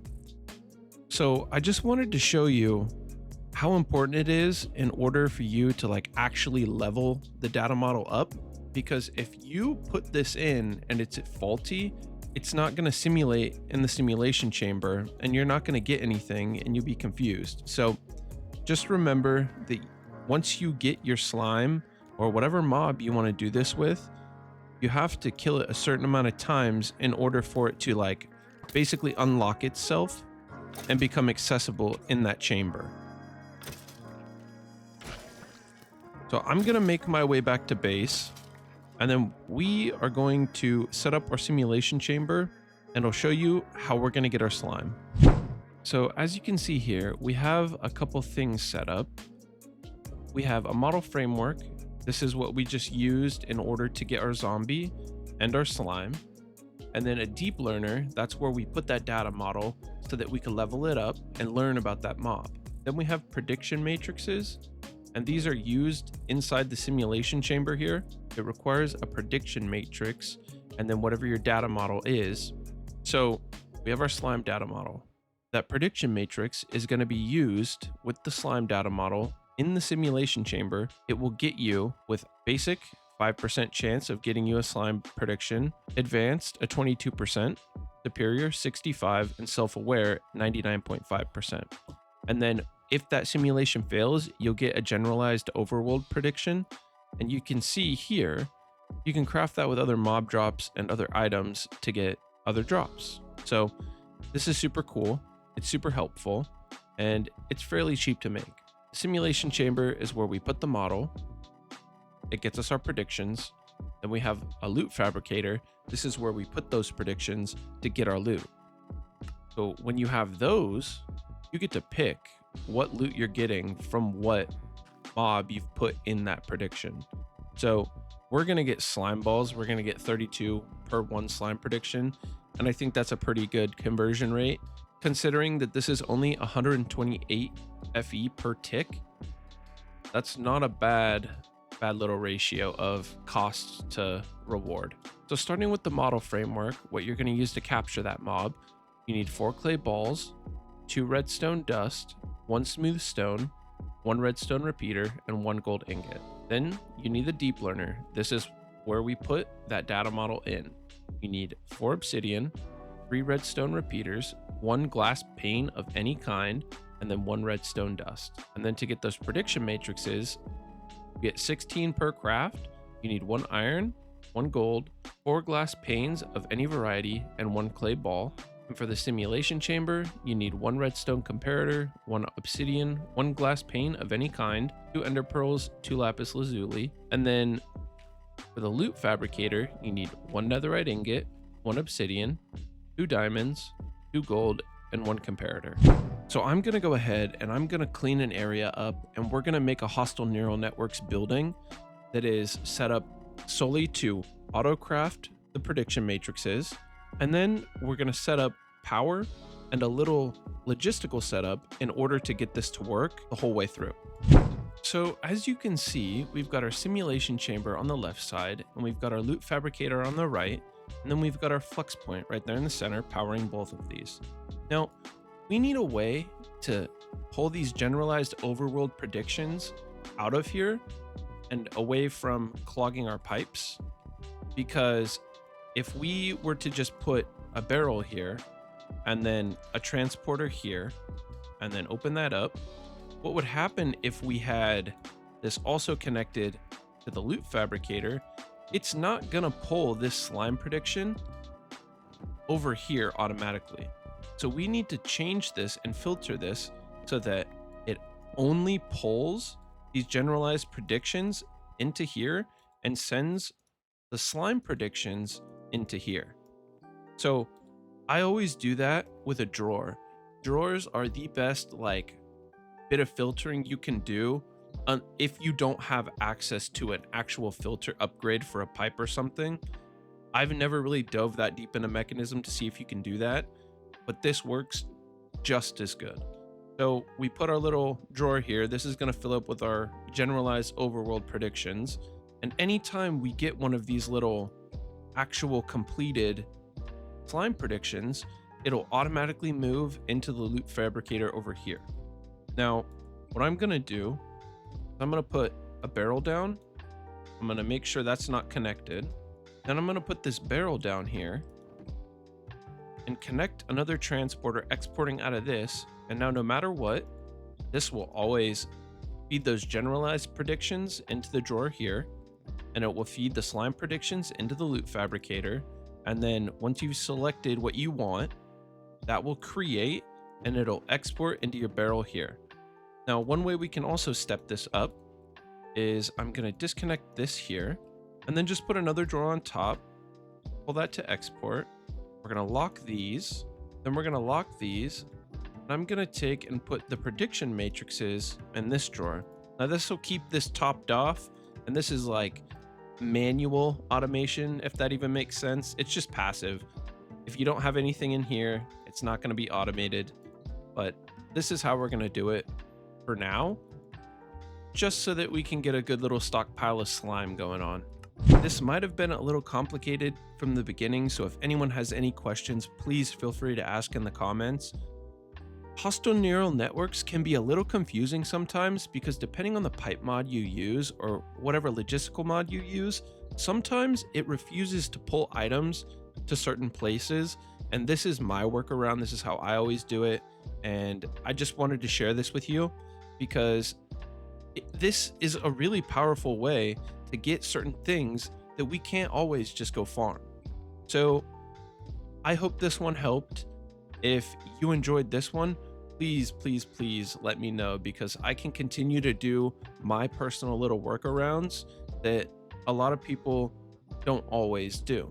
So it's just another set of eyes on things. It kind of changes depending on what the mod is. I think this is a great way to do it. So we've gone over how we're going to get our slime. We've gone over our RFTools quarry, and next up, I think we should talk about our Mekanism setup here.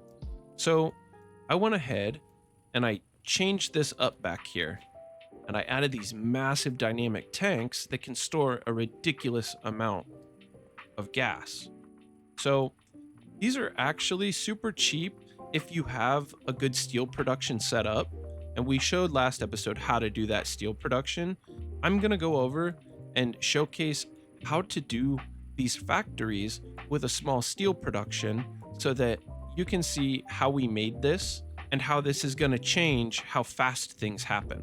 So we have these infusing factories here that I've already made. I'm going to go ahead, I'm going to make 2 more of these factories as a whole. And you can see here, it's pretty simple. You just do 2 of those basic control circuits we learned how to make last episode, 2 iron and 4 redstone. So let's go ahead, let's make 2 more of these, why not? Then let's go ahead and grab some coal. Let's just do 2 stacks. Then we'll go ahead and we'll get 2 stacks of iron. We're gonna need another flux point. I'm gonna go ahead and make one of those. And then we probably want some cables. So you saw how we turned these into factories using that simple little crafting recipe. This advanced one is the same thing, but you just use the advanced circuits instead of those basic ones. So we are going to want to hook our 2 infusing factories up to some power. Let's go ahead and just link up 2 cables and then a flux point. Now these guys are powered. That's simple enough. And then we should worry about our side configs. Last episode we went over that here. So we're going to make sure our top is extra. For the infusing material, we have to put it in this extra slot here, the yellow one. So it says extra. We want to make sure the top says extra. We're going to do that on both of these. And then we want to make sure that the right one here has a left side input. And then this one, we want to make sure the left side is input, the right side is output. And then we can go ahead and put our logistical transporters on top. We can put our drawer here. Same filter method is over there. And this one has the coal. And if you remember, we need that carbon in order to turn the iron into enriched iron. And then we need the carbon to turn the enriched iron into steel dust. Then we can set up a barrel here and another transporter there. Don't forget to disconnect this and to turn this on. Now, this will only pull iron into the factory here, and this one will only pull coal. So before we start, let's let these both fill up with enough coal. This will take a minute because these are just basic transporters, but this is just for the sake of the tutorial. So I pre-filled this all up. We're full of our carbon. We can go ahead and throw the rest of our coal back in there. And then I put our iron ingots in this barrel. Let's go ahead and let's open this up. It's going to start its infusion. Now, as you can see here, it's going to start turning that iron into the enriched iron again. And we have it on a much larger scale. We've got 3 going instead of just 1. And this will turn it into its steel dust. And then we'll just have to export this into like a furnace, for example, over here.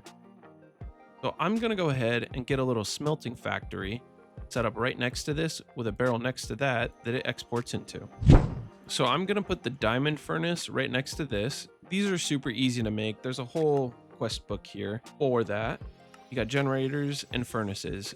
To make an iron furnace, you just put a furnace in, 8 iron around, and then you do this over and over until you're satisfied. So I just have a diamond one here, and then we need to put our little upgrades in here. So we've got speed. It halves the cook time for everything. It uses twice the amount of fuel. We're not necessarily going to need this because this is kind of just passive automation. And then we have the factory upgrade, which makes this powered by power instead of burnt fuel. So we're going to go ahead and turn our auto input on and off. Then we're going to turn left to input, right to output. Then we're going to put our barrel right next to that. And as you can see, that's kind of what we got going on here. This is that final enrichment that turns it to dust, straight into a furnace, straight into here. So you'll see once we power this, this will start smelting up. And we're going to have all this steel coming straight into here. And then your steel automation is kind of set up. The only thing that needs to be automated is coal production or charcoal production, and then iron production. If you don't want to sit here and manually do everything yourself, this is a good little passive early game steel smeltery. And you can see we're already kind of pumping it out. And this will go until we run out of coal or iron, whichever one runs out first. But this will keep our coal topped off, and this will keep us constantly with iron. And these basic pipes kind of keep this paced and slower, so it's not something that's overwhelming. You're not going to get bottlenecked by it, which is really nice. So now you understand how to make steel on a bigger scale, and you see how we made those factories. You can make a ton of these tanks. They store a ton of liquids and gases. And I'll show you how to make those real quick. So let's go ahead and let's search up dynamic tank. So each bucket and 4 steel that you use to make dynamic tanks crafts you 4 of them. And then you need to make 2 dynamic valves, which is one of those basic control circuits, and 4 dynamic tanks. And you need 1 for input, 1 for output in your system. So make sure to make these. And then the smallest size you can make is a 3x3x3, and you just leave the center block empty. Like the very center, you leave that empty. And then you can see here, you've got a little interface. It tells you how much you have of said gas or liquid. These are just 4x4x4, and you can see I've got over 1 billion millibuckets of gas storage, which is pretty good. So now that we've kind of gone over the changes that we set up here, let's check back in with our quarry here. As you can see, it made a little bit more progress, and it's not hung up on one thing. We've already got 5 compressed blocks of diamond, which I'd say that's pretty decent. Like, this is super powerful. We didn't have to do hardly anything for it. All we had to do to get this was get 4 nuggets of Allthemodium, power it and put a box on top of it. Like, this is super strong. So I decided that we should probably move our base of operations, and we should really focus on setting up a great storage room and kind of transforming our base from this like warehouse looking thing into an actual functioning warehouse. If we're gonna stick with that theme, we're gonna have to at least transform the shape of it and the feel of it, but we're gonna keep the base elements the same. I kind of want to introduce a thought to you as we start moving here. As we move forward, we're going to be doing small thought exercises as we play. As the name suggests, mindful thoughts are a priority around here.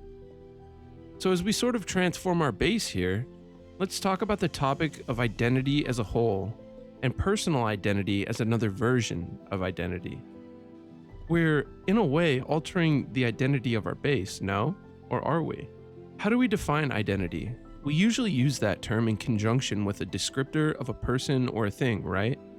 But what if we turn that into a thought exercise? How do you know that you are, yourself, personally identifying as one thing or another? When we look at ourselves in the mirror, what stands out to us? Each of us have our own qualifying feature, physically, that we hold on to as a part of ourselves. We usually either look at that feature as one of 2 things, a flaw or an attribute. We give that feature a sense of meaning that either drives an insecurity or vice versa, a secure feeling about ourselves. Now, I'm no stranger to this. However, mine lies with the former, and I'm sure most of us can relate to that. But does that really change who we are because we find a flaw in our face? My answer on that is definitely no. That feature may have memories associated with it, and that alone speaks to me and says no. Maybe I was self-conscious of one thing or another, but at the end of the day, I had myself and my memory of when that feature didn't matter to me. So could we truly allow the identity of ourselves as people be based on those physical features? Sure, what others perceive first are the physical attributes or flaws you possess, but simply knowing that, aren't we pseudo-bulletproofing ourselves from a criticism that could penetrate that layer that protects our true identity? That leads me into part 2 of this TED Talk. That personal identity, if I were to remain the same from the inside out, feelings and emotions, values and virtues, connections and experiences, the things that make me whole, and my physical identity changed, Would any of those things make me different? I don't personally think so. But of course, there's a canon of thinkers that would look at the question and ask, what about everyone else? And they'd probably continue with, collectively, with the 8 billion people on this planet, surely there's no way your experience is wholly unique, so you don't have a complete unique identity. And to that, I'd say, while there may be truth to that statement, the makeup we put on every day is just that. It's makeup. The core values that you have inherited come and go, but that makeup on the outside remains the same because of your genetic makeup, literally and figuratively. If I change my shirt, I'm not a different person. I'm the same everyday guy that likes to stay clean. Red shirt or blue shirt, I am still me. I'm still the guy who used to be mad or was mad. And my personal identity decides whether or not blue makes me happier than red. It isn't, I will change the color of my shirt so that I look happier. It's, I will change the color of my shirt to blue because it makes me happier. Which part of that is my personal identity?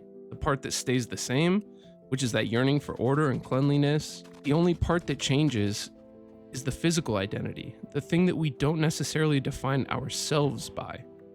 If we show humility in the slightest. Surely we all look different, but we mostly all share at least a few uniquely similar in a way, family experiences, social experiences, and personal experiences. So the memory of those experiences is different for us all, and the sensory experiences of those experiences are what most of us share. That warm feeling from a hug, that mouth-watering sensation from our personal childhood favorite food, and even the excitement and joy that we feel when our personal identity's needs are met. Don't just let that identity flee, the one that's inherently human, the one that has the beliefs and carries the love. That's the identity that is in its constant state of entropy. It's you all the time, at your worst, at your best, and surely when no one's watching. Now that that's over, I hope you guys kind of enjoyed a little bit more of a thought experience instead of just some random building. But let's check this thing out real quick. So in here, I think I made us big enough space that we can actually fit storage in rows, kind of like a warehouse would, with like racks and stuff like that. And I chunk aligned it so that it's actually able to be loaded really easily. And then we're going to have kind of a grid design based off of these chunks. And as you can see, I have it kind of offset just a little bit. So we have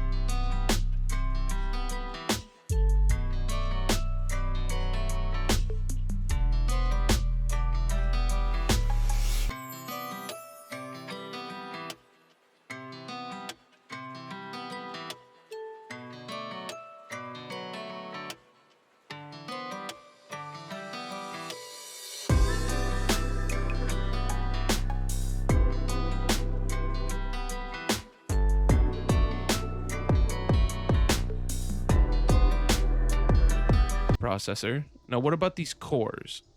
So the construction core is a basic processor and one glowstone dust, and a basic processor is that same recipe but with iron instead of gold.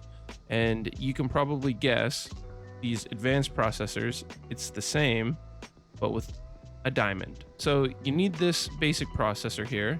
You can make a destruction core with it with quartz, and you can make a construction core with glowstone. And so that's your two cores. Next, after that, you need a crafting grid. And that's what you needed to make that grid for. You'll just need a crafting table and one of those advanced processors. And that'll get you your crafting grid. So then you've got two of your three main pieces here. Next up is the disk drive. I'm going to show you this specifically because you can't really do anything without your internal storage buffer, and you can't do that without a disk drive because there's nowhere to put your little storage pieces. like your storage disks here, you can't put those in the system. They have to be in a drive. So that's just 6 quartz. That's just 6 quartz enriched iron, one of those machine casings, 1 chest of any kind, and another one of those advanced processors. And then let's go ahead and look at this real quick. So this is our disk drive. You can put your disk in there. That has 16,000 available slots. So you can put 16,000 items total in there. Then you've got your crafting grid. And as you see here, you've got a crafting table inside of that. And then our controller, let's go ahead and go down here, is right here. So we're sending power to this through our flux point, and then we've got it hooked up over here to our storage controller from functional storage, and then our inventory connector from our Tom Simple Storage mod. Now, this isn't pretty yet, but we need to use a janky little setup until we get applied energistics and can tuck all of this away. So moving on, we had to make that refined storage controller, a storage drive, crafting grid, pattern grid, storage cables, and some external storages. This is our external storage. I'll go ahead and I'll show you how to craft this. Without that external storage, we can't attach this functional storage setup up. So for this, you're going to need one of those construction cores, 1 destruction, 3 quartz enriched iron, 1 cable, 2 chests of any kind, and 1 improved processor. And then to make the cable, you just need 6 quartz enriched iron, 2 glass of any kind, 1 redstone, and you've got 12 cables from that. So that's how you make that external storage, and I'll show you exactly how this works. So right now, you can see we've got a ton of stuff in here, right? So you can see we've got everything that is in our functional storage system, right? We've got all of that in here. You'll notice this drive has nothing on it, but we have all of this stuff. And the reason and the way that we're doing that is through these external storages here. This is a multi-block storage set up via the external storage. This is our drawer storage for our bulk stuff. So when you go in here, you can see I have 1.2 million items stored in this. You can go to the priority, and this is the most important part. So I'm going to display how this works using some lapis. So let's change this priority to 0. And then I'm going to go back up here. This says 1044 lapis. If I go and I put this in the system, it's still reading this, right? But I changed the priority. And let's look at the priority on this one. This one, I have it set to 5. We're going to set the external storage on the inventory connector to 1. We're going to set the priority on this one to 2. And remember, this one here has a priority of 0. So when I go and I input this, it's back in there. But look, we still have 1044 lapis in that drawer, and we have 1 stack of an item in the 16K storage disk. So we can go ahead and take that back out. I gotta fix this real quick. I just wanted to show you how these priorities work. I always like to make sure that my functional storage is always the highest priority, and then my random bulk storage is second highest priority, and then my refined storage or applied energistics system is the next lowest. Because what happens is it will fill this whole multi-block storage setup, which as you can see has 2,084 free slots at the moment. It'll fill that up before it even touches our storage disk here. So I went back and I put it in, and now it's at 1108. But this is just a good way to keep your storage modular, and it allows you to be able to actually sort things and know where things are going, because this doesn't tell you what's in it. The only way to see what's in it is to disconnect everything else, and then you'll see that's the only stuff in that disk. And it gets kind of messy sometimes, so I just prefer to sectionalize all of my storage just like that. And then if you look right next to me, this is our auto crafter, but we need a couple more things in order to use this auto crafter, right? We need some patterns, So I'm gonna go in here, I'm gonna change this to only craftables, and you'll see I've got these crafting recipes here. So if I click on, let's just say, this basic processor and I hit start, it's gonna tell me everything I need in order to craft that item. I'm gonna do that. So we just made it and it went into our functional storage system. Because look, we still got nothing in here. But how did I do that? I used this crafter here, and all of these are recipe patterns. But there's a way that we make these recipe patterns. You just need 3 quartz enriched iron, 3 redstone dust, 3 of any glass, and you get 1. And then in order to make them, we need this pattern grid here. It's another one of those grids, a pattern, and then an advanced processor. So just show this again. It's just 3 quartz enriched iron, 3 redstone dust, 3 glass of any kind, get that pattern. And then what I usually like to do is I start by making a pattern. All of our recipes from up here, I make those. And then I like to make drawers and upgrades and chests and stuff like that, because that helps us kind of snowball forwards, and it's super, super helpful. So for this, I'm going to show you exactly how to do this, but we're going to do it with like a storage part, right? Because we need a ton of these, and I don't want to manually craft all of these. And you'll see here, we have our pattern. And if I go in here, I put this in. So if I want to make this storage part, I can click this like plus 64.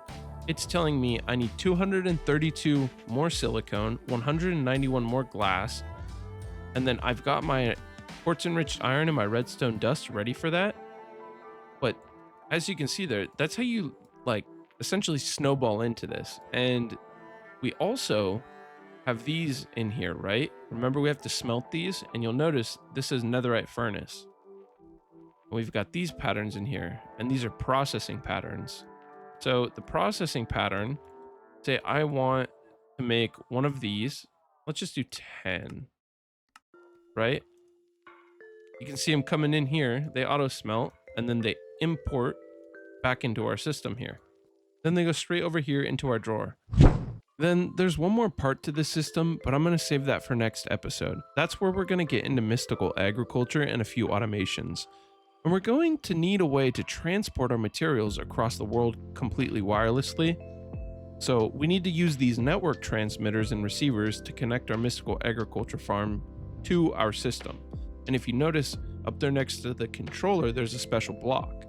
And so we'll jump into that next episode, but we're still going to use Ender Chest for some of the farms because the transportation is instantaneous. Remember our predictions we set up for the slimes? We're going to need to secure a creeper data model and a skeleton data model. With these, we're going to make 2 more setups just like the one we did for the slimes, except we're going to combine it, and I'll show you how. We need to do this if we want to automate our mystical agriculture system in any capacity that can keep up with us. But that's all going to have to wait for next episode. It's going to be a good one. There are so many things we're going to automate and coordinate the means of production right here in this base and at our farm base. With all that being said, I hope everyone enjoyed today's episode. I'm trying to pump these videos out as fast as possible and retain the quality and length of the videos. So if you enjoyed something from this episode, please go ahead and let me know in the comments. Thank you to everyone who has been supporting this channel. It means so much to me. Thank you for your time, and remember, have a great rest of your day. Hello and welcome to Mindful Minecraft. I'm Andrew and this is Allthemodium 9. Last episode we jam-packed a ton of information in, and although I felt good about it after careful review, I noticed that I messed up a couple of times and I left some things out. So today I've got a few things I'd like to get out of the way really quick. We need to go over the crafting of our auto crafters, and we need to go over the network transmitters and receivers that I said we'd go over last video. I also wanted to collect a ton of wood. Now, before we do that, I want to say thank you so much for your support and the growing community that is forming here. I like to say that as this video goes live, there is now a Discord where everyone can join and we can actually help each other out in a different way. I also want to truly up the quality of these videos, and that might mean that I post less, but they're going to be much higher quality, much longer, and hopefully providing a little more value to you guys. And as I do that, I want to help build my own confidence in developing my presentation presentation style and my voice, so thank you all for being patient and giving constant support. I will say, please do not hold back any criticism or feedback, as it helps build this content into the best it can be. As for the other plan for today, we're going to go over mystical agriculture and logistics involved, from setting up the farm to transporting the materials and auto-crafting some resources involved. But before we do that, we need to make a few special items, and that requires us to alter our hostile neural network setup. After we do that, I think we should fight the wither and get our first nether star. The bulk of the material today is going to be presented in the mystical agriculture section, and I'm going to make detailed material lists again because that seemed to be popular among the viewers. So grab a snack, grab a beverage, kick back and relax while we dive into episode 5 of our All the Mods 9 playthrough. While I gather up some wood, I want to talk to everyone about another mindful thing we should think about while we play today. All you can do is try. Those words changed my life. Have any of you ever had an experience where a few words changed your life for the better? Personally, I have, and I want to share that with you today. Earlier at work, I was thinking about a simple quote from a teacher that changed how I lived my life. It got me thinking about the power of gratitude in relation to those that deeply care for every one of us. I want everyone to think about one person in your life that has positively affected you. What did they do that made that impact? And how did it make you feel? Was it joy? Did it bring you a sense of pride? Or did you feel like you finally obtained belonging? If you're comfortable with sharing, please do so in the comments. I would love to hear about someone who changed your life, and we can celebrate those connections together. The quote that was shared with me couldn't have come at a better time. I was struggling in my math class, and my teacher pulled me aside. He asked me what I was having trouble with and worked through a problem with me. At the end of our little 2-minute interaction, he said 6 words that made me eternally grateful for his care. He said, "All you can do is try." And to me, it made me feel like he cared about my education. He cared about the success of me and others under his guidance. I understood right there that I needed to care more. I needed to try more, because he expressed to me that he believed I could do it. If I didn't believe I could do it, I would never have even tried. From then on, I was moving forward. I was always putting my full effort into everything I had to do. That led me to success at work, success in school, success in sports, success in relationships and connections, and most importantly, success in my mindset. This realization made me reflect upon how I could show gratitude for a few words that helped me believe I had more potential than I was giving myself credit for. And I should be grateful for it. So how did I show that gratitude? I think I expressed it through acting upon that advice, and I breathed life into his words. I know he was proud of me for doing that, and that's him showing his gratitude. It can be overwhelming sometimes to express gratitude for major positive changes in our lives. So what do we do when that happens? We just try. Even small gestures of gratitude can create seismic waves of positivity. A simple smile can make the world of difference to someone. And you can equally express your gratitude.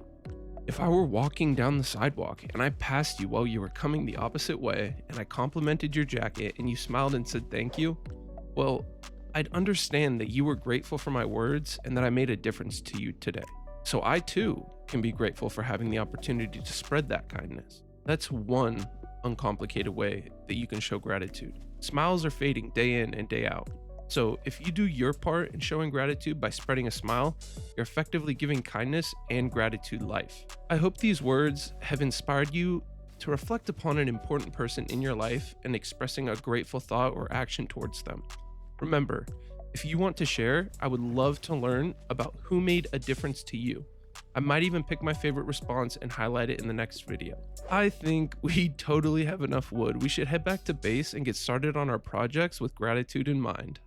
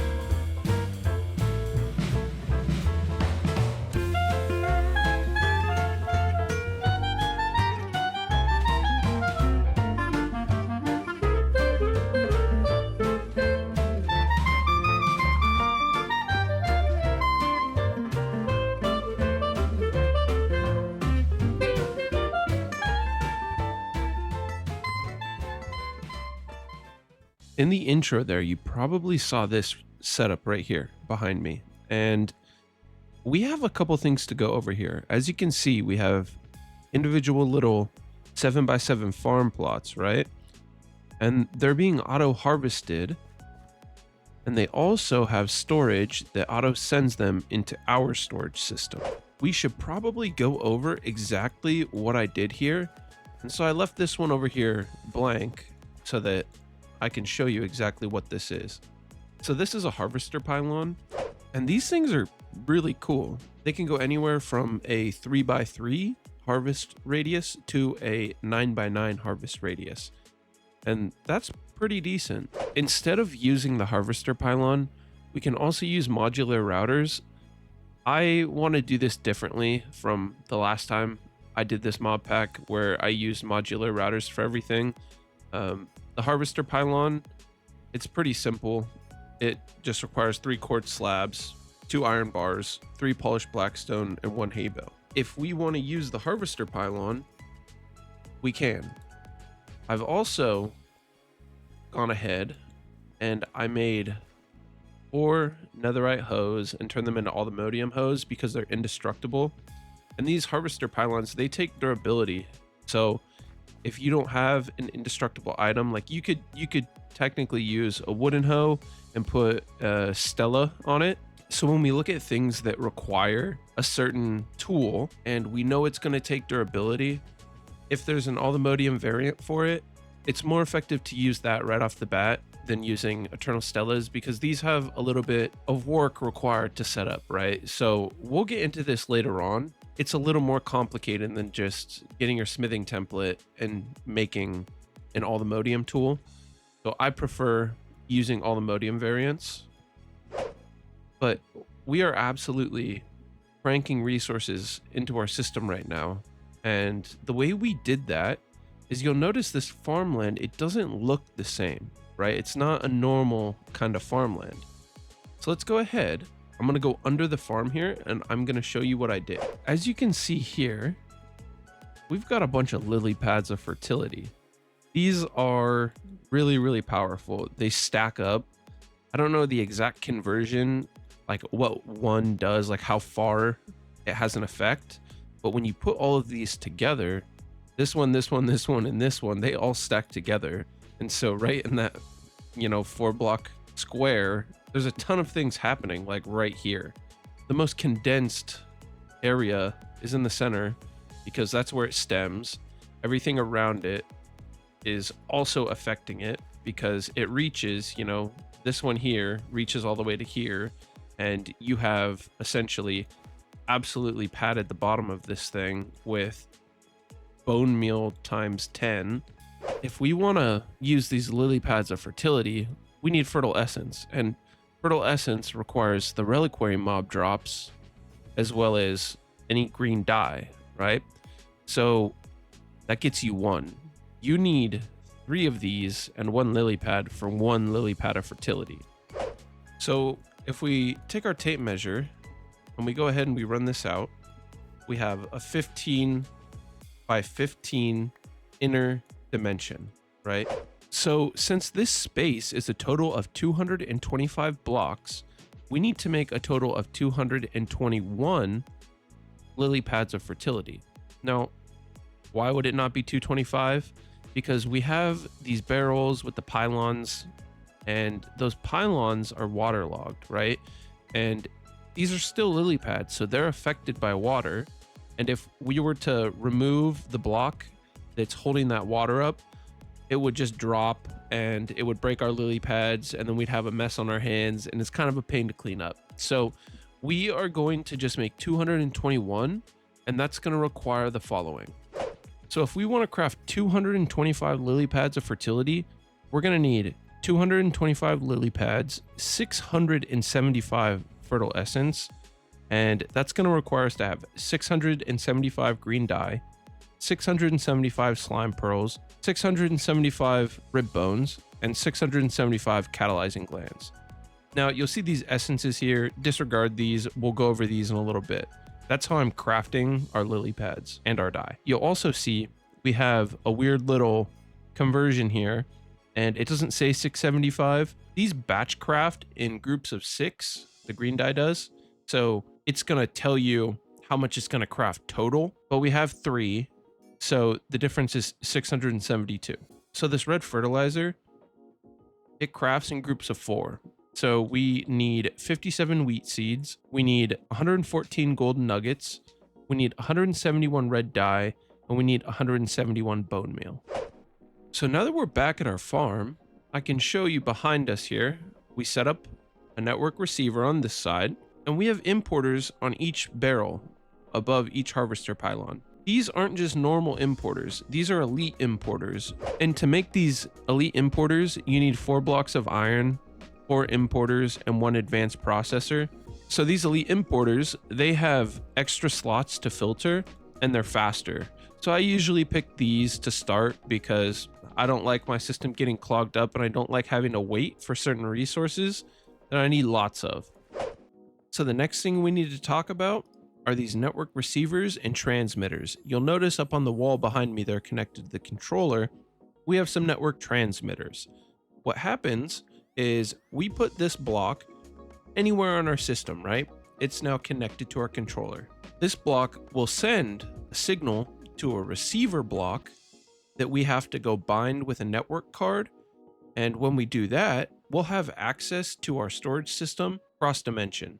We'll be able to take this block, hook it up, import items in another dimension, and send them all the way back to our storage system that we have set up here that's auto filtering and going into our drawers and our chests. So let's set this up. So I've already done this, but I'm gonna go and show you how this works just right here. So you can see this transmitter has power. And if we right click it, you see we need a network card. So let's go ahead. You see this one's linked up. Let's right click this. This is going to have coordinates on it. We're going to go and we're going to put that in the transmitter. You'll see it's 2 blocks apart. You know, it's right here. And let's say we want to import items into our system. Let's go ahead and let's grab an importer. You have importers and you have exporters. Your exporter exports items out of your system, and your importer imports items into your system. Let's go ahead and let's slap this on the chest. And then if you right click this, you can see you can import items or fluids. You can set a filter, and then you can change exact mode on or off. This is for things like durability or, you know, like quantity. So let's say we want to import quivers, right? And we have 190 arrows in this quiver here. If we put that as the filter and this exact mode is on, it will only transport quivers that have 190 arrows in it. So say we had one in our chest over here that had 189. It's not going to transfer because it's on exact mode. But if we turn exact mode off, it will transfer. But we don't have to worry about any of that for what we're doing right here. This is just a basic little setup to show you how this works. Let's go ahead and let's put our deep slate in. You'll see it's starting to transport into our system. Right there, that value is going up. So that's how this works. And that's how we're getting all of these reliquary resources from the mining dimension. Last episode, we went over the hostile neural networks with the slime. But this episode, I have basically changed that system. So instead of just 1 going, we have 3. And I'll get right into that and I'll show you what I'm doing. So that's why we needed our refined storage network receiver and transmitter. I have one underneath that waste stone there, and I have it run all along the bottom of this platform here. So it's coming up and it's feeding into an importer and an exporter. So the exporter is sending our prediction matrices in that are being auto crafted. And this barrel here is sending items out. I went ahead and I let these run so they're at full accuracy. But I got a skeleton data model and I got a creeper data model. And these prediction matrices are making catalyzing glands, rib bones, and slime pearls. And then we just have each of these powered up from the bottom with 1 flux point just in the middle. And then I have this filtered the same way, essentially, where this slime chamber is just sending just the predictions into here. And same for all 3. And then all of these are pulling the generalized overworld predictions out and putting them into this drawer here, which we have connected to an external storage.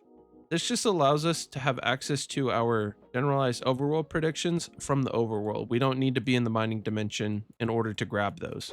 But that's our simple little setup and change we did for the hostile neural networks. We basically just times 3 the setup we made, and then we have it transferring automatically from the mining dimension over home here, and we've got it going up into drawers up there.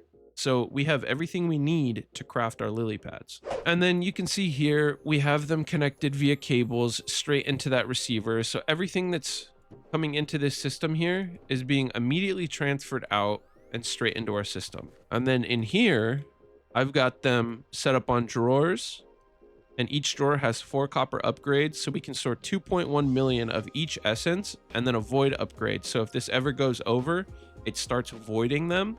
So it's important we use these void upgrades, because when this fills up, we don't want all these items coming in here, flying into our other system down here, or eventually our system in here, because that's going to cause lag. It's a bunch of extra stuff that we clearly don't need if we're already maxed out on an item. And on any resource generation system, I think it's reasonable, because you're not going to use everything that you get. So we have everything we need to get this set up. But first, we need to go over how this chunk alignment works, right? All the way around, we've got 1 block. This row of spruce logs right here, that would be that one all the way on the other end. And so we'd be able to duplicate this all the way across and do the same thing. Now we're on the other side, and you'll see this isn't going to work because this chunk border stops here. And so you'd have to load a whole entire other chunk just for this one row. So we're going to do it over here, and all of our farms that require chunk loading are going to be on this side of the base. So let's go ahead and clear this out real quick and get this set up. And then I'm going to go down 3 blocks, and I'm going to clear out everything underneath it. And then I'll be right back with you.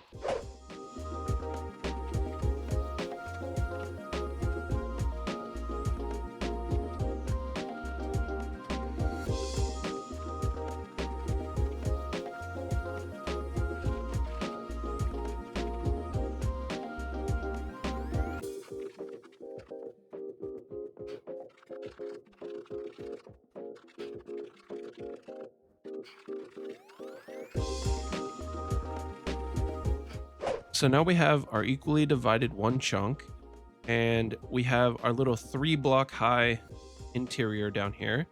We're going to fill this with water, and then we're going to fill it with our lily pads of fertility. Then we'll move up here and I'll show you the rest.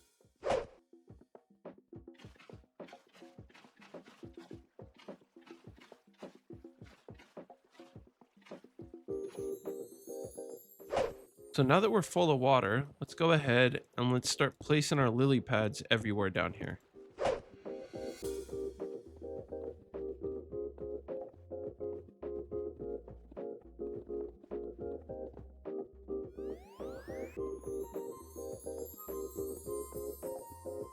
Okay, so we have all of our lily pads down. This alone is going to make our crops grow really, really fast, but we're going to up it. We're going to put that fertilizer up top. So let's go ahead and let's put our water down, and then we'll put our harvester pylons down. We'll till all the ground, and we're going to put our fertilizer in. So we have every single plot done here. They're all tilled up. We've got our water in, so they're getting all saturated. Let's put our fertilizer down now. This is the most tedious part, just for the fact that there's no way to like do this all at once. You kind of just gotta walk through and click every single one.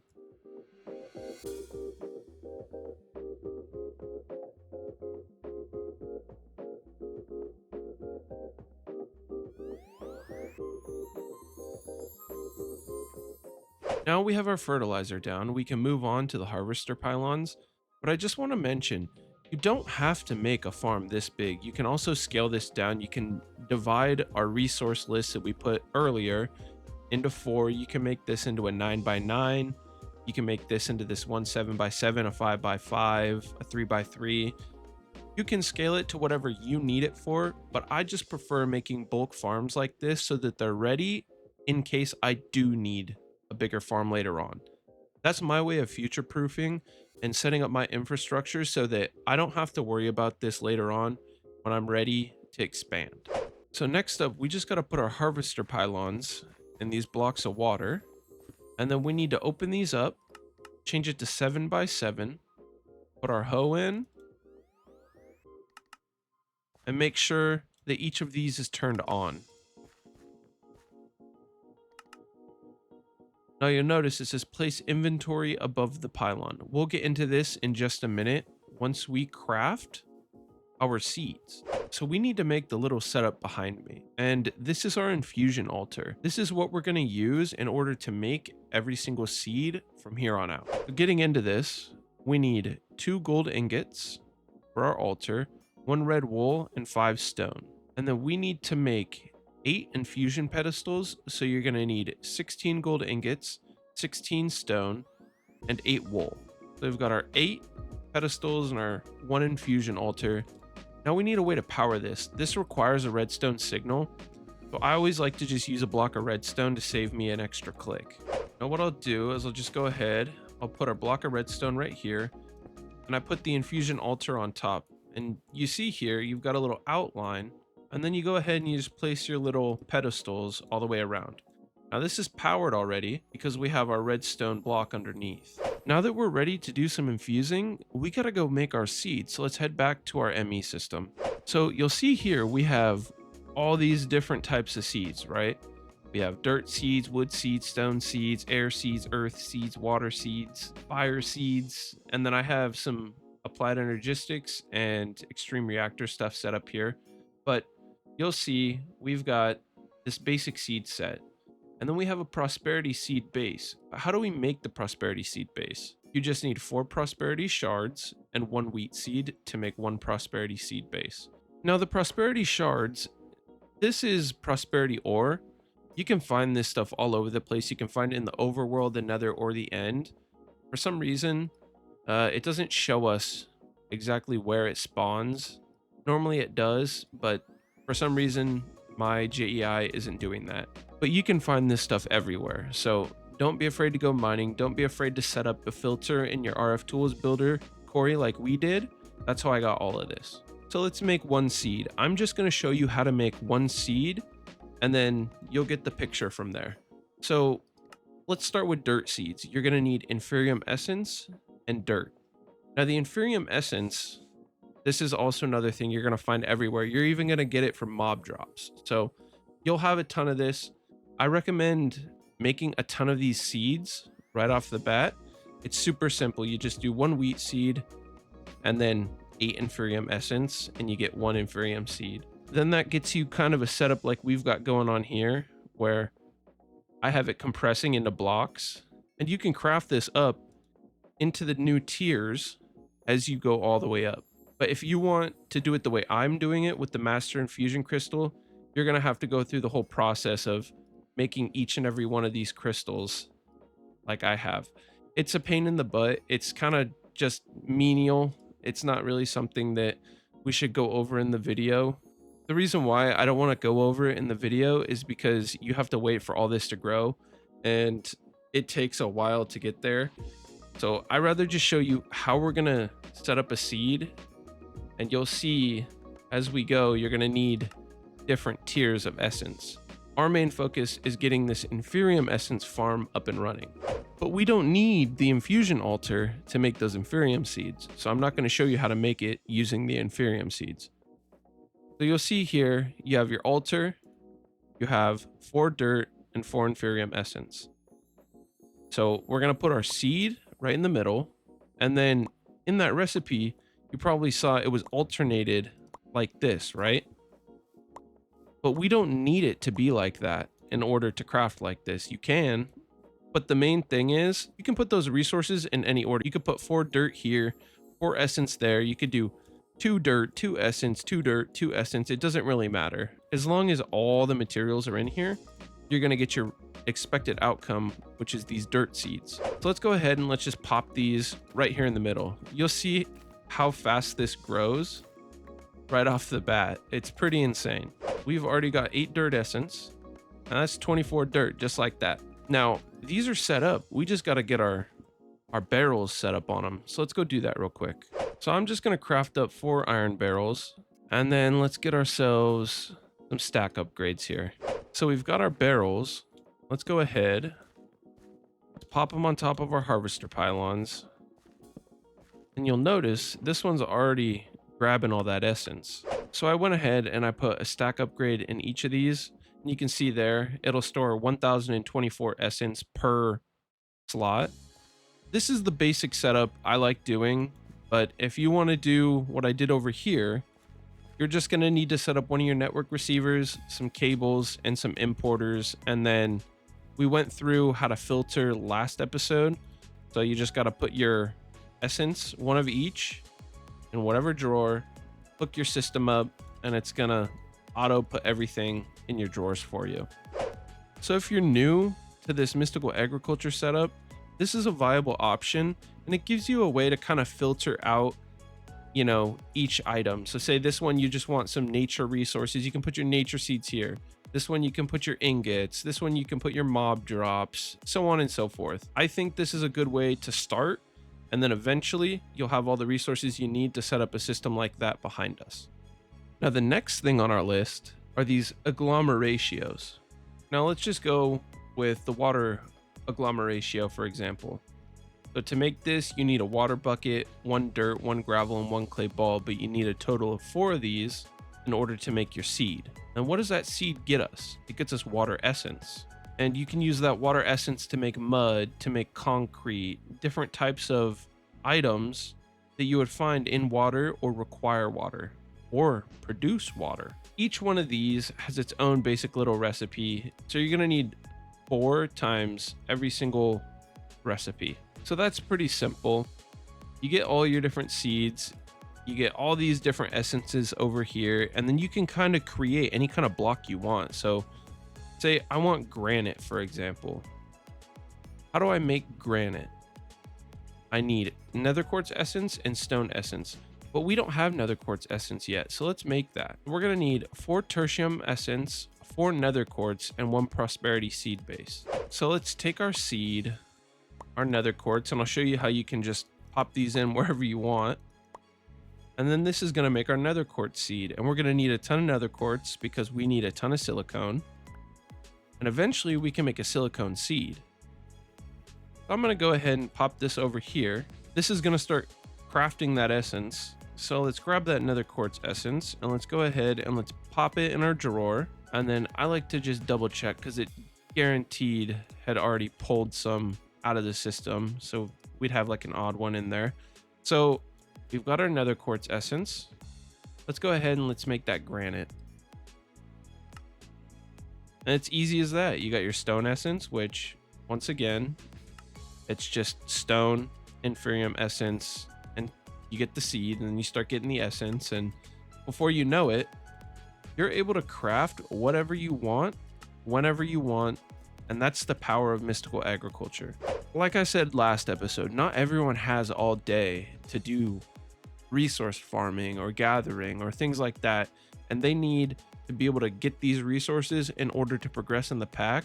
And so I want to showcase mystical agriculture and how important it is, because without it, I know I wouldn't be able to continually play this because I don't have all the time in the world to go find a million nether quartz or some of the things that we need in this pack. Like, let's go to the Allthemodium star so you can see how important it is to have resource generation. Like, if you don't have resource generation, something like this isn't really realistic at all. And you need this to make 1 master of the universe, and 1 master of the universe goes into the Allthemodium star. But remember, we need to automate the Allthemodium star. So we're going to need tons of generation for each one of these resources in order to even think about automating something like the dimensional seed, which goes straight into the Allthemodium star, which then this right here is why I need to automate the Allthemodium star. 387,420,489 Allthemodium star blocks. Multiply that number by 9, and that's exactly how many Allthemodium stars we're going to need. We're not going to get there by walking around farming resources. So I hope this was helpful. If you have any questions, remember, we have a Discord. You can ask away whenever you want. We've gone over mystical agriculture and the basic setup that we're going to have to follow in order to progress from here utilizing that mystical agriculture farm. However, we've done a lot of crafting, we've done a lot of sorting, we haven't really done very much exploration or boss fighting or anything of that nature. So the rest of this episode is going to be dedicated towards some boss fighting and some exploration. And I think we might as well start with the Wither because we're pretty powerful and we should be able to smack it in about 3 to 5 hits is my estimate. We're just going to go ahead and we're going to grab our Wither skeleton skulls and our soul sand. And then we're going to go down nearly bedrock. And I think we should take this guy out down there. Now that we're down low enough, I think we should put this guy just right in the middle and we're just going to start smacking him. You already know what we're supposed to do. We got to go ahead and we got to put our soul sand down and put our wither skulls right on top.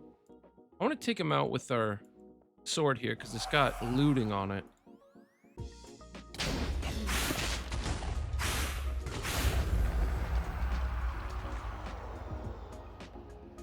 Okay, that's pretty good. We got our nether star, we got these miniature yellow hearts, and we got a withering soul. And this is going to be really important later on for mystical agriculture.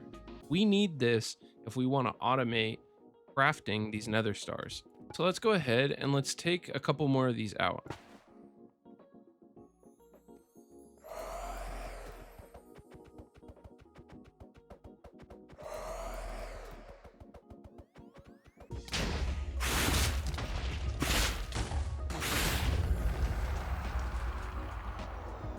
Already got another one. That's pretty good chances.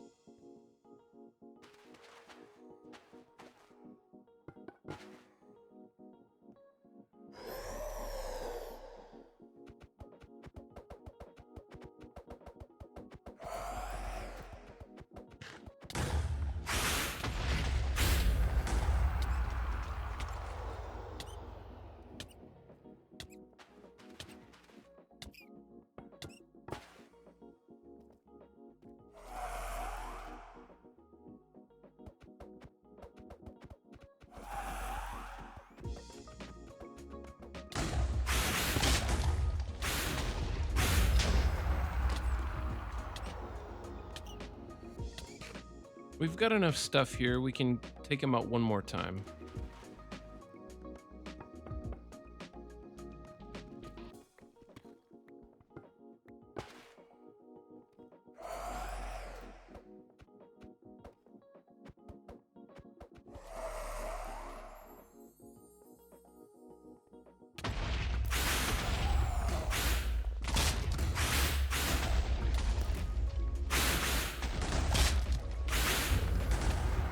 So our final tally, we got 5 nether stars, 5 yellow heart canisters, and 2 withering souls. And then we got some of these voodoo puppets. I've never used these. I have no idea what they do. And I also have no idea what the familiar receptacle does. But we did get our nether stars, and we did get a couple of scrolls and stuff here. I think we should go back to the base. We should see what we can do with these nether stars. So as you can see here, we've got the wither done, we've got the warden done. All we have left is the dragon. So maybe we should go find the dragon, but that might be a next episode endeavor. And then we'll get into the Allthemodium star, and that'll start unlocking this entire quest tree for us, and we can get started on automating all of our processes. We definitely don't want to have to do that every time we need to kill the wither, so we should probably set up a little area for us to do that where it's much easier to keep them contained and we can just craft them standing there. All right, I've got a ton of stuff ready to go. We ended up making all of our applied energistics mystical agriculture seeds here, and we're just going to let these cook up, autocraft into our resources that we're going to need later on.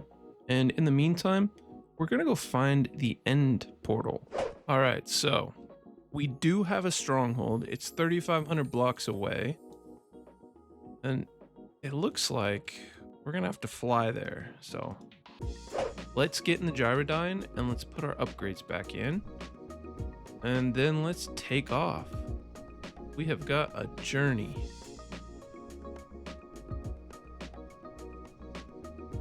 I like to say once we get there, I am just going to drop the waystone and we'll do a little outro. I do need to wrap this video up. We have gone over a ton of stuff with mystical agriculture, but I hope it's been at least somewhat helpful. It's a really, really powerful mod. I've never been let down by it. The farm we set up, it's not really TPS friendly and it can cause a lot of lag. I have a plan for that later on.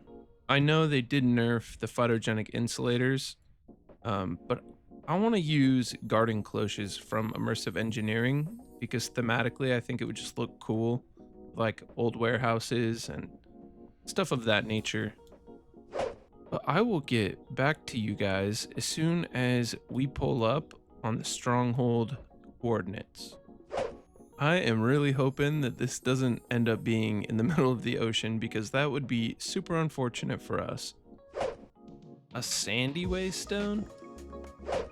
So far, it looks like we don't really have to worry about it being in the ocean though. Alright, well, I have an idea.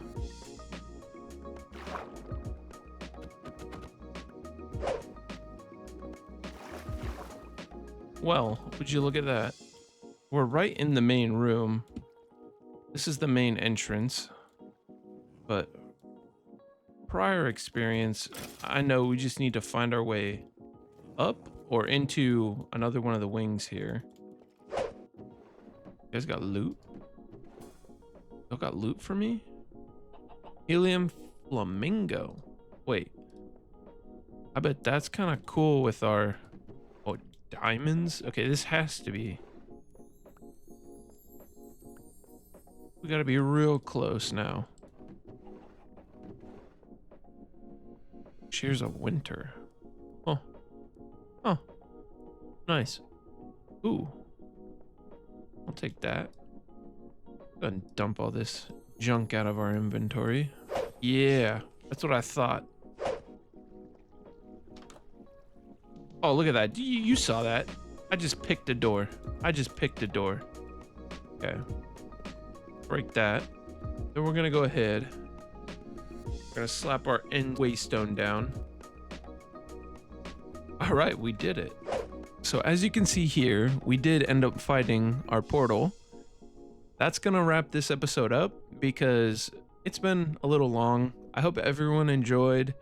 We did go over a lot of stuff with mystical agriculture today, but I kind of wanted to do something a little different and go at least find the portal, because this thing was a pain to find, but this unlocks the rest of the game for us, which is crazy to say because in vanilla, this is literally the end, but here, this is just the beginning. So if you enjoyed this video, please let me know down in the comments. Have a great rest of your day. Peace. Hello and welcome to Mindful Minecraft. My name is Andrew and this is Allthemods 9 episode 6.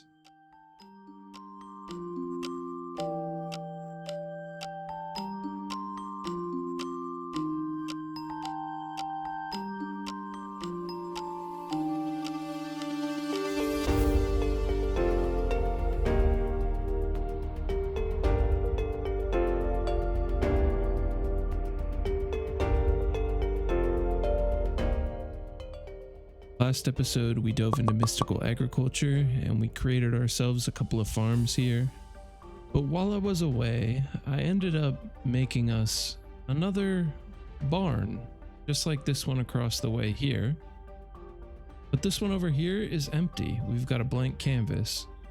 And I did end up adding a second floor to both of these. Then I ended up putting an enchanting room up top on our normal original base. This has got just a basic little setup, but I think we should start upgrading this because we're not locked at level 30 like in vanilla. Here we can enchant all the way up to 100, and that's pretty cool. I'm not gonna lie.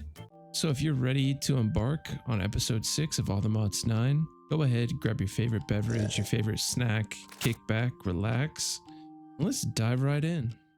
I hope everyone is having a great day. I just wanted to start this with a big thank you to everyone. But we're going to start by preparing for our Ender Dragon fight. And in order to do that, we're going to need some flight. That would probably be best just in case. As you can see here, I have tossed my Allthemodium armor on, and I upgraded this in between last episode, and now it was just 4 Allthemodium smithing templates and nothing special, but it no longer has durability and we have lava immunity while we wear this. However, if you look here, you can see that we have all of our apotheosis effects on these, and then our enchants aren't necessarily the best, but if we want to start getting more XP and better loot rolls, we need to go to the end. And so that's mainly our focus for this episode. So if we're going to do flight, we should probably do some iron jetpacks. These things are pretty simple to make. The higher the tier, the better the gear. As we make our jetpacks here, we need to pay attention to one thing. You see there, it says tier 0. We are going to go up to a tier 3 jetpack, and the only difference is as we go up, all we're doing is we're just repeating these same parts, just with that new material. But to begin, we need to make a couple of these basic coils here. We have 3 main components to our jetpack as we go up. Let's start with the basic coil. The basic coil is just 4 iron, 1 stick, and 2 redstone, and you need 11 of these. For the first 3 crafts that you do, you'll need a total of 33. I'm just going to go ahead and craft a stack. On your first jetpack, you'll notice you have 2 wood thrusters and 1 wood capacitor. Now, the wood capacitor requires 3 wood energy cells. This is the first main component we're going to craft. We need 5 of these per jetpack. And then the reason why we want 5 is because we need 2 of these wood thrusters. That's 2 right there. And then 1 capacitor, that's our third. Now there's one more piece here, and that's a leather strap, and that's just 3 leather and 2 iron nuggets. We have everything to craft our first jetpack. Let's go ahead and do that. So now that we have our wood jetpack, I'm gonna go ahead and I'm gonna craft these up tier by tier until we get to tier 3, and then I'm gonna introduce you to the advanced coil.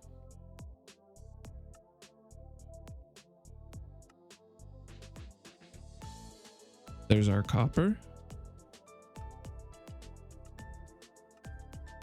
So now that we have our iron jetpack, our tier 2, we need to make some advanced coils because the gold jetpack requires gold energy cells, which are advanced coils.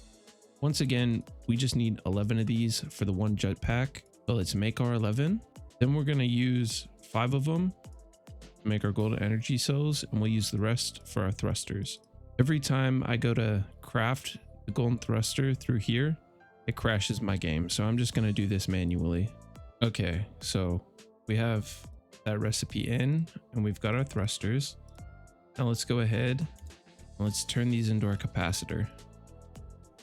Now we can go ahead and we can upgrade our iron jetpack into a gold jetpack. Now we can equip our gold jetpack straight into our curio slots, and if you notice, we just got a new little piece of UI on the left side of our screen. So as you can see here, we're in the keybind menu. Now these will always be, for some reason, just unbound or so conflicted that no matter what, you're never going to be able to press it and it actually work. So toggle engine, I'm just going to set to the asterisk key on my numpad, and then for hover, I'm going to set to minus. That's just how I like to do it. Now, if I go ahead and I press my asterisk key, my engine is toggled on, and if I press H, I'm able to hover. We have flight. Look at us go. Now we are ready to head into the end and fight ourselves an ender dragon and go exploring. So let's head into the end portal and let's go get ourselves a dragon. There's one more thing I want to grab before we go. I'm also going to bring a model framework with us because I want to get an entity model of the ender dragon. This will allow us to put the ender dragon in the hostile neural network setup, and then we can have constant ender dragon drops coming in. Mainly I want this for the dragon breath, because the dragon breath is really important for a lot of automations later on for other mods. So let's go ahead and let's craft this model framework and let's head to the end portal. I'm here and I'm ready to go. Let's drop in.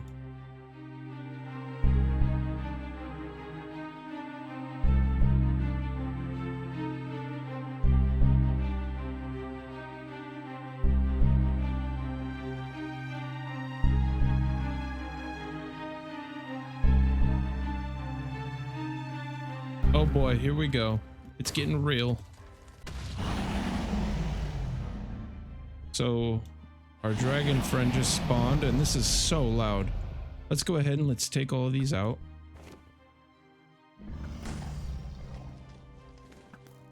Wow, I missed.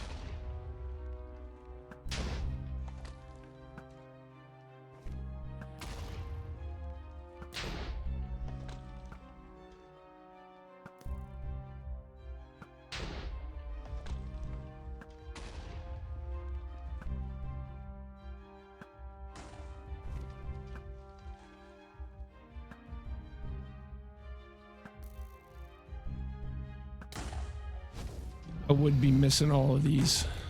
My goodness. All the ones down there are broken. Let's go ahead and let's take this fool out.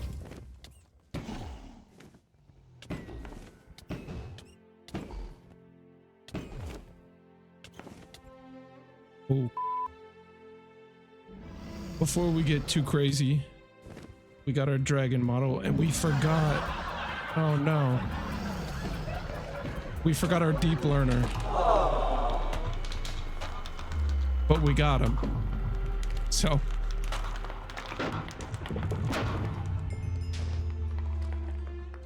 I guess that'll work.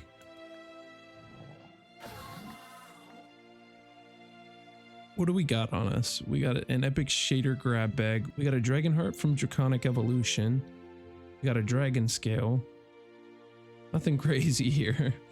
But we did end up getting the model. We forgot the deep learner, and so that really did us no good. That is a-okay though. Okay, I want to show everyone a little trick right here with the dragon egg. Since these are affected by gravity, you can just drop a torch underneath them, and that always works for me. Yep, roll the credits, roll the credits. I know this is the end, but actually this is the beginning. So that's the Ender Dragon fight. It's nothing crazy. It's a little different. It looks cooler here, but I just wanted to get us set up and into the end so we can go explore and we can find a couple specific items.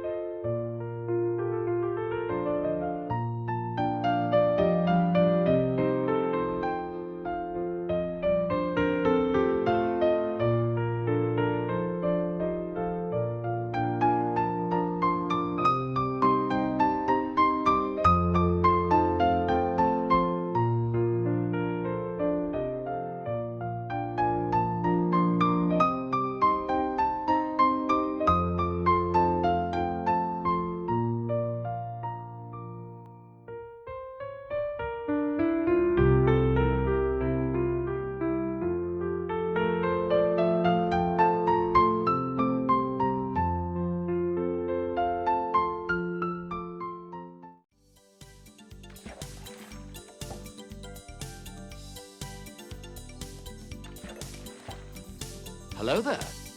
Not cool. I was relaxing. So as you can see behind me, we kind of spruced up the base here.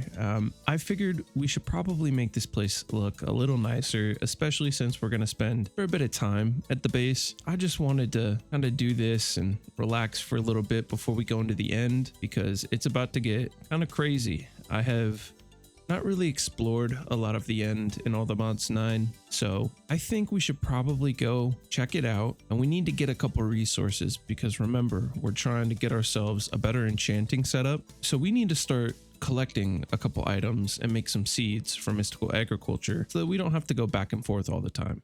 Now in my inventory, I got one ender pearl, one waystone, one nature's compass, and one structure compass, because we need to find a special biome and we need to find a special structure, right? I've got a couple items up here. First, we need to at least try to find a dragon head. If not, we can craft one using our hostile neural networks data model. And then we need end shelves. So we need to get some infused dragon's breath. We need a ton of experience. The draconic end shelf is why we need the dragon head. And then we need to crank all these different shelves out. There's so many. So let's start here. There's these pylon looking things up in the sky. And if we toss an ender pearl in those, it's going to teleport us out. So let's go see where this takes us. All right. So we're on the back side of that end gateway. We're just going to toss our pearl in. We need to find the end highlands because this is where we can find Unobtanium. And Unobtanium is the highest tier Allthemodium ore. But we need to find some. Oh, there it is right there. We got ourselves some Unobtanium right here. And you cannot ultimine this stuff. You got to do it one by one. So we found 14 raw Unobtanium, and we can definitely make ourselves a charm of Allthemodium site with that. What is this over here? This. It's like a mine shaft, but in the end, it's kind of cool.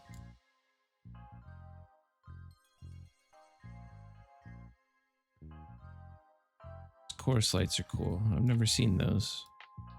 As we came in here, we ended straight right on into the end highlands. So I think we should probably just bust our nature's compass out and see what other end biomes that there are, because I'd like to explore some other stuff. And then we need our structure compass, and we need to find an end city. And then once we have got to the end city, we need to start collecting some stuff for our shelves. We ended up getting some legendary netherite boots from an Apotheosis boss. That was pretty cool. So this is already gonna be awesome. This is why I wanted to go to the end, because the loot table here is insane. Everything is either blue and above or like purple and above, which I can get behind that. We've got a ton of end stone. That's nice. Some more ender pearls. So far, it's looking pretty good. 3,200 blocks away. Oh, Lord. All right, well, we're just going to fly in this direction until we get there. All right, we got to take this guy out.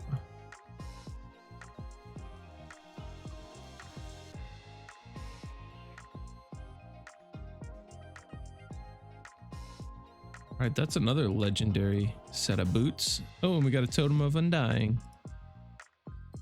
Our loot right now is not looking bad.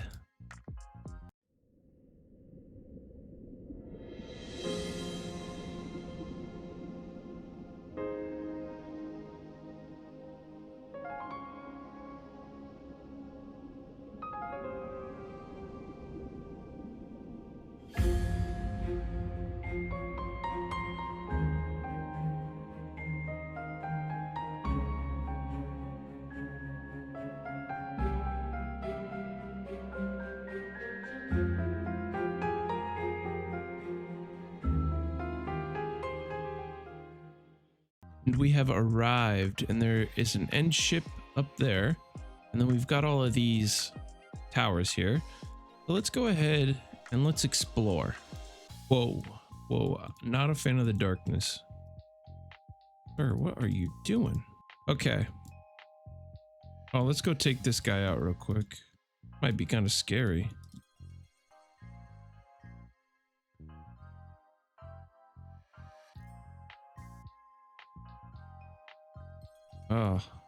Oh, I hate the cold effect. It is so horrible. Makes me go real slow. Drop some legendary netherite leggings. Pretty good. You know, notice the enchants are really high, but we've got that ender dragon head up here. There's our dragon head. We're gonna take as many shulkers as we can out. What you got for me? Oh, and these purple blocks. We need a ton of these. And having a jetpack does you no good. You can't come down. There we go.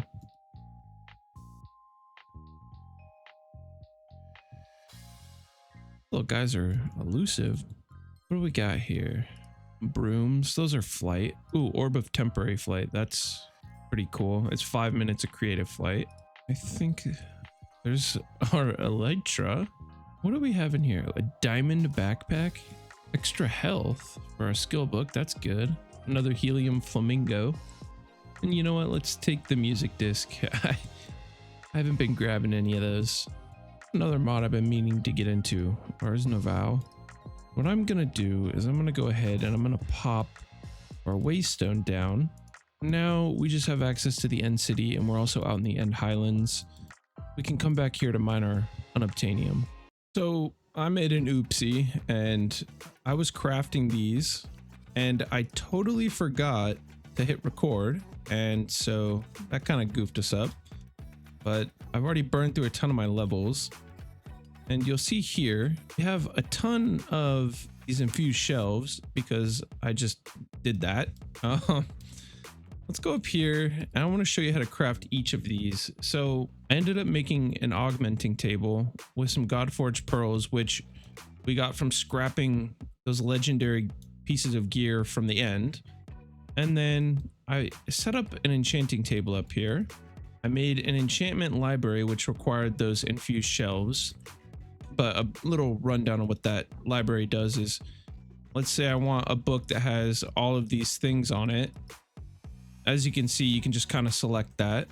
You can go ahead and you can put any of your books in there, right? So I just went in there and we regained some points stored in there. And then you'll notice the enchanting table has stats on it. We have Eterna, Quanta, Arcana, and Rectification. What do each of those mean? So you look here, we need to do infusion enchanting. Infusion is a special version of enchanting, which ironically is used for better enchantments. When the right amount of Eterna, Quanta, and Arcana is reached, the enchantments will offer infusion. So you see we have the infused Hell Shelf, the infused Sea Shelf, and a Deep Shelf, right?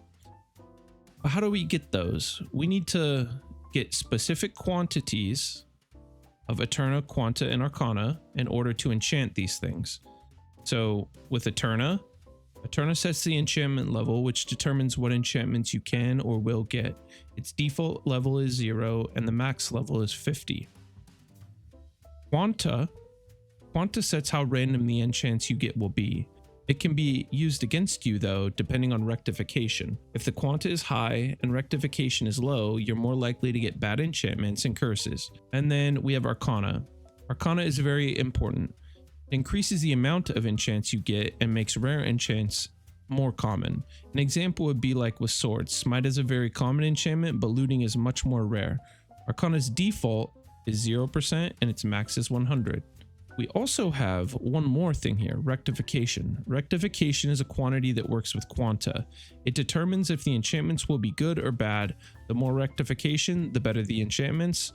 And that's going to require us to get a couple things here. If we want to make a shelf of seabound rectification, we need to get an infused sea shelf. But how do we do that? We have to put one sea shelf into the enchantment table with the following quantities. We need at least 22.5 Eterna, we need at least 15% Quanta, and at least 10% Arcana. And the best way to do this, starting out, is to make 16 sea shelves. Now, a sea shelf gives us 2% Arcana and plus 1.5 Eterna. We need to make 16 of these in order to make one sea shelf. What do these require? They require 6 prismarine bricks, 1 water bottle, any bookshelf, and then a pufferfish, and you get a sea shelf. But I have already made these, unfortunately, because, you know, editing. So I'm going to show you what your normal setup would look like. You're going to put down 15 of them and then you would put one sea shelf in here, and you would have a level 45 infusion. And so you would do that, and that's how you get it. And then you start changing that and putting them all down. And then you'll see here the value goes up. We're at 26.25 Paterna out of 50, 15% Quanta, and 26.25 Arcana.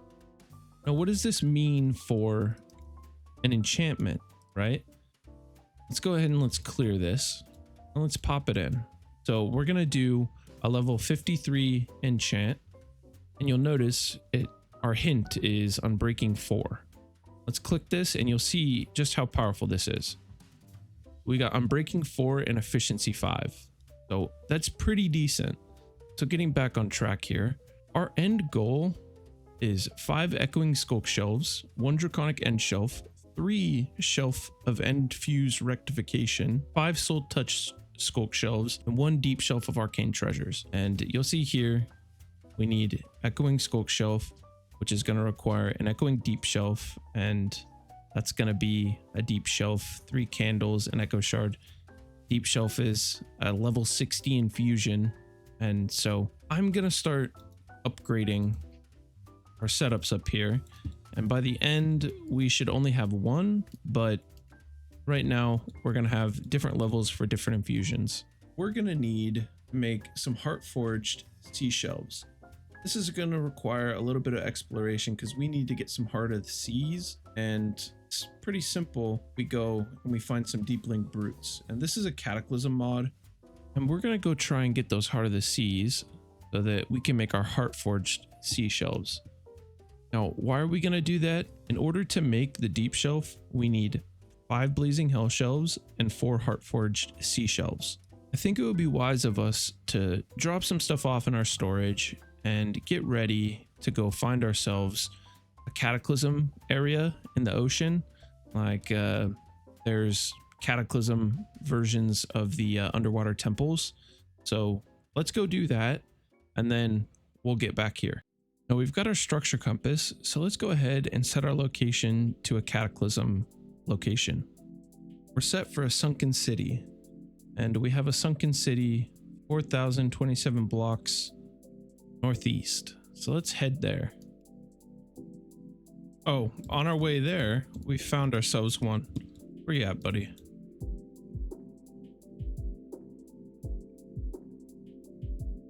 Oh, we already got our first Heart of the Sea.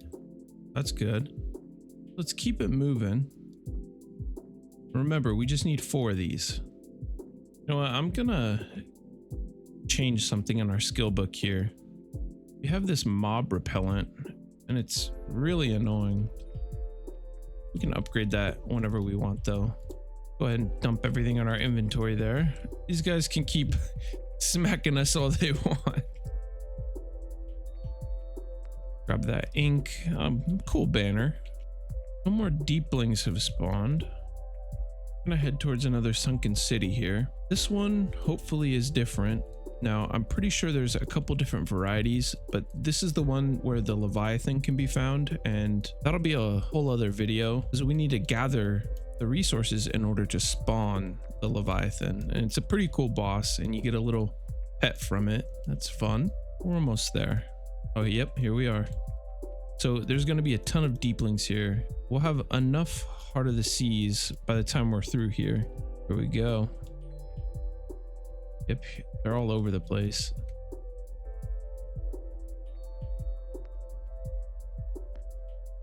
Yeah. My friend. Coralysis or Colossus. We haven't got a single extra Heart of the Sea.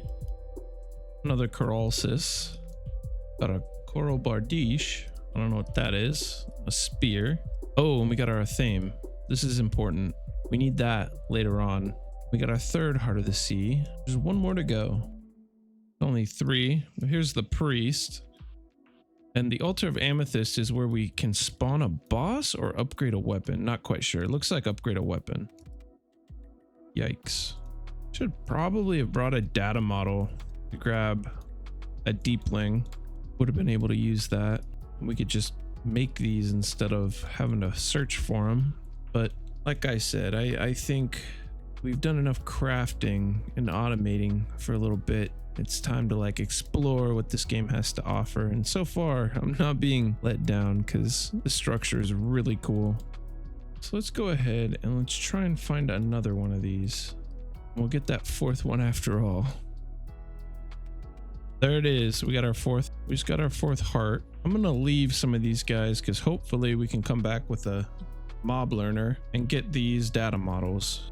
So as you can see here in my hand, we have our Hearts of the Sea, which we just went and explored some Cataclysm sunken cities in order to find, and we can go ahead and we can make our next bookshelf. We didn't even need to get the extra 2 because we ended up getting 2 from the quest, and I was silly and didn't check that, but never hurts to have more. So let's go ahead and let's make these Heartforged sea shelves. Need 4 of these, or those crystals. We need another infused sea shelf. We've got our 4 Heartforged sea shelves, and then we have 5 glowing hell shelves. Let's go ahead and let's place these around.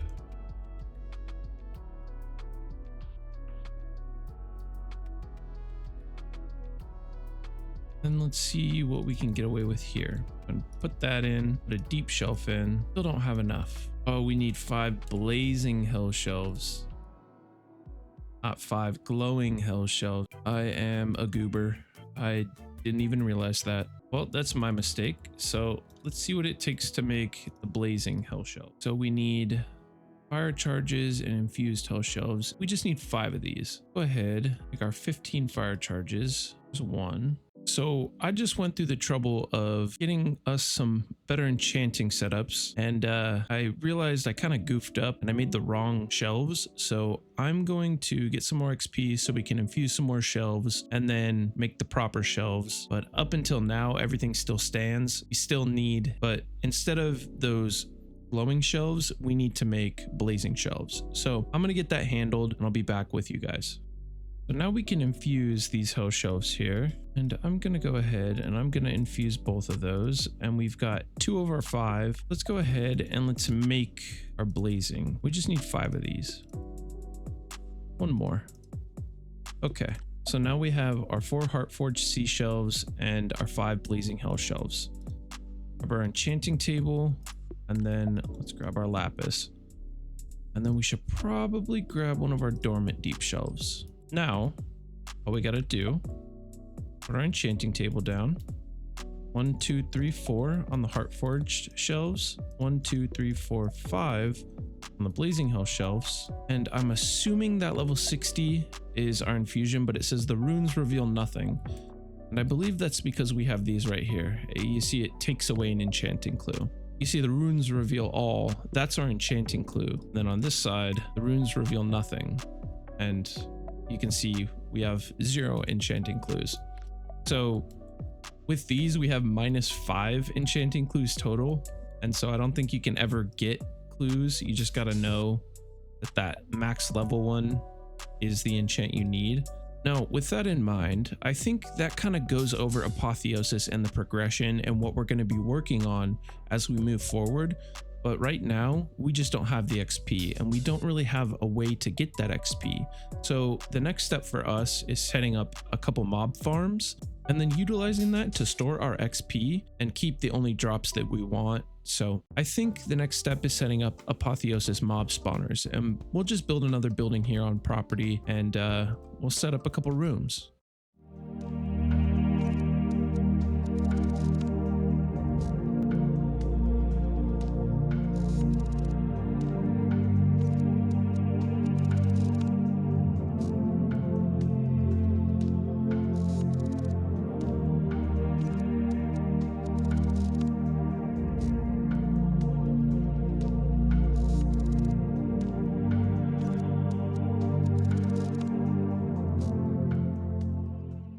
So as you can see here, we have 3 different spawner setups. Over here, we've got Enderman. So we are using a couple utilities from a different mod.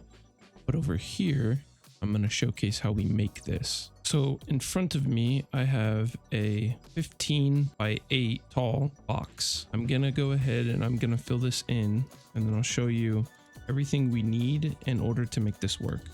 So I've gone ahead and I've filled this entire area in. This is all tinted glass. Hopefully this stops the slimes from spawning like off to the side. I just had to fill this in.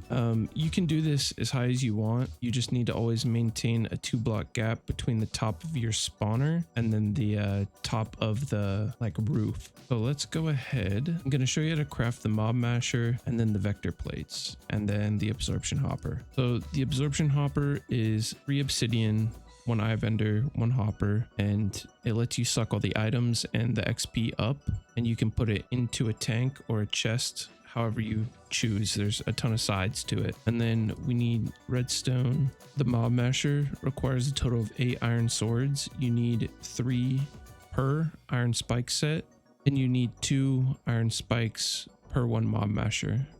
In the setup we're going to do, we're only going to use 1 mob masher. And then we need a ton of vector plates. This is 6 of any dark stone, so like deep slate, basalt, black stone, and then 2 sugar and 1 slime ball, and you get 6 plates. And we need a ton of these, so I'm going to craft a ton. And we're going to go in here. We're going to place all of these vector plates, and I always start on the outside and make them all face in. We get into the center, and these here, we're going to do 3 rows going towards this hole,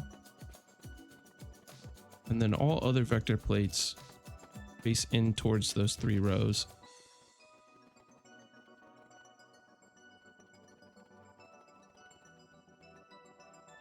If you're having trouble placing these, just hold shift and walk over them. Now you'll see if anything spawns, let's say like in this corner, it'll get washed to the center and then initially put right here. And this is where we're going to put the mob masher. So let's remove 1 block, put a block of redstone, because that's how you power the masher. We put the masher down, and what I like to do is take my tank, my chest, my demagnetization coil, and my absorption hopper, and I like to put them in front of this.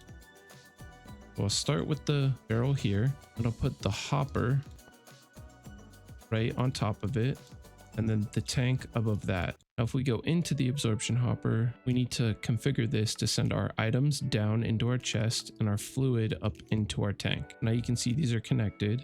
When you right click it with a redstone comparator, you make it so that it requires a redstone signal to turn on or off. And then I've linked it up using Create's redstone relays. So now I've got a lever in the base there that I can switch on or off, and it'll make this spawn. Then we have one more thing. We have the demagnetization coil, and as you can see here, it's got a little buffer area where it turns your magnet on and off, and you can't suck up the items that are coming into this. One thing we should do in the absorption hoppers, we should show the area, and then we should offset this. It needs to be offset to the left here. I always offset it to just that face, like flush to the face right here. And that way this one doesn't suck these ones up and vice versa. Let's go ahead and let's power this and let's see if it works. Oh, I forgot to set this. The redstone link, shift right click, and that turns it into receiving mode. Okay, look there, it spawned. Here it comes.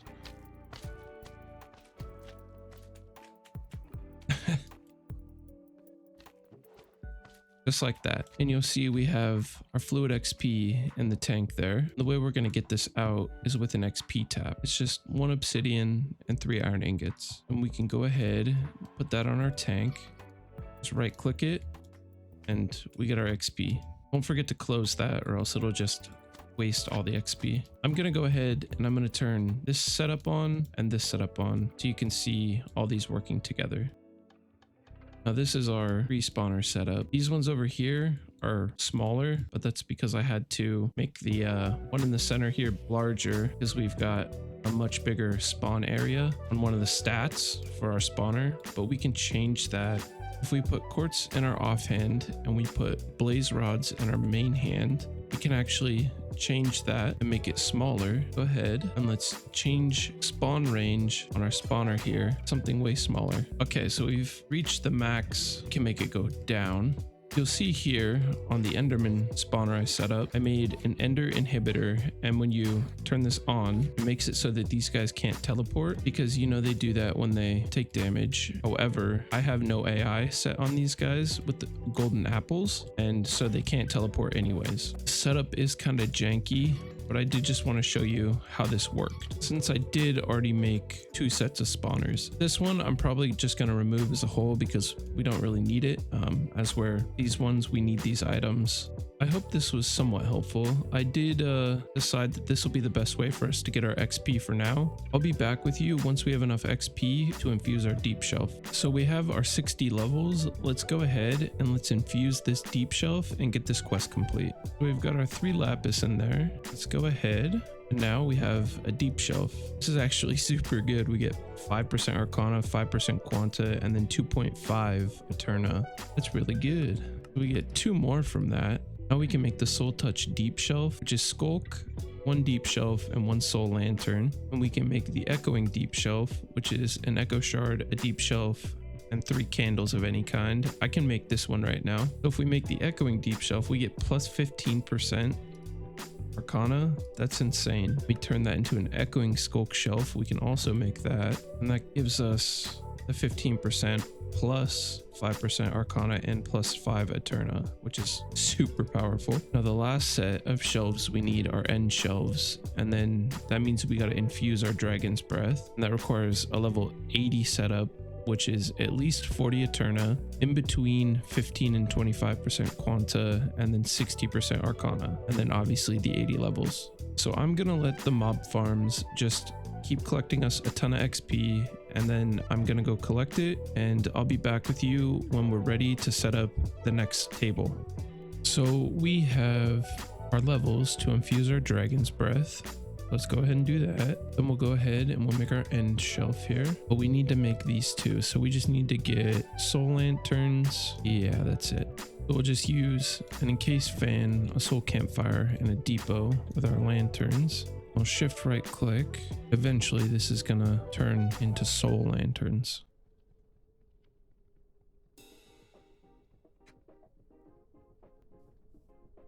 There we go. I am going to infuse a couple more of these deep shelves. Probably go get some more XP.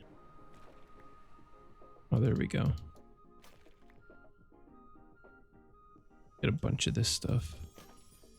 So now we can make the Soul Touch Deep Shelf, and we need the Soul Touch Skulk Shelf. And that gives us access to the Pearlescent End Shelf and the Draconic End Shelf. Make another one of those, and then bookmark that recipe and bookmark that recipe. And then we did end up getting those items. We can just make some. There's 1 Pearlescent and there's 1 Draconic. So now we just need to make 5 Echoing Skulk Shelves, 3 Shelf of Enfused Rectification, 5 Soul Touched Skulk Shelves, and 1 Deep Shelf of Arcane Treasures. That's just 2 deep shelves. That's easy enough. Let's go ahead and let's bookmark this. Make a bunch of those candles. Just need to infuse the rest of these dormant deep shelves. Let's make 1 Deep Shelf of Arcane Treasures. We could just finish the Soul Touch Skulk Shelves. So now we just need 3 shelves of Enfused Rectification and the 5 Echoing Skulk Shelves. So we need 3 of those. How do we make this? Amethyst, Seabound. Okay, so we need to get honeycomb. So I'm gonna make 3 of these. Need a little bit more honey. We've got our 3 shelves of Seabound Rectification. We can go ahead and we can turn these into the Hellbound Rectifications. And then last step, the End Infused Rectifications. So now all we have left is 3 Echoing Skulk Shelves. Let's go ahead and make these real quick. Then we just need to enchant these, and then we turn these into our Skulk Shelves. Now we have exactly everything we need. 5 Echoing Skulk Shelves, 5 Soul Touched Skulk Shelves, 1 Draconic Shelf, and then we have our shelves of End Fused Rectification and Deep Shelf of Arcane Treasures. Let's go ahead and let's put these down. So as you can see there, we have a ton of stuff, and it requires level 100, but even that level 75 enchant and that level 23 enchant give us a ton of stuff. Like this comes with Fortune 6. I think we're going to take that one because we can take that Fortune 6 book off and put it in here. So if we want to take the enchants off of the Diamond Hoe, we just have to toss it on a piece of obsidian, toss as many books as it has enchants. I gotta turn my magnet off, not gonna help us. And then you just drop anvil on the books. You get 1 book for every enchant. So now we can go ahead and put these in here, and let's just look up fortune. So now we have a fortune level 6 enchant, and if we stack it all up, we can just have that 1 fortune 6. That's just how you take enchants off of your items. And that right there is a max level Apotheosis Enchanting setup.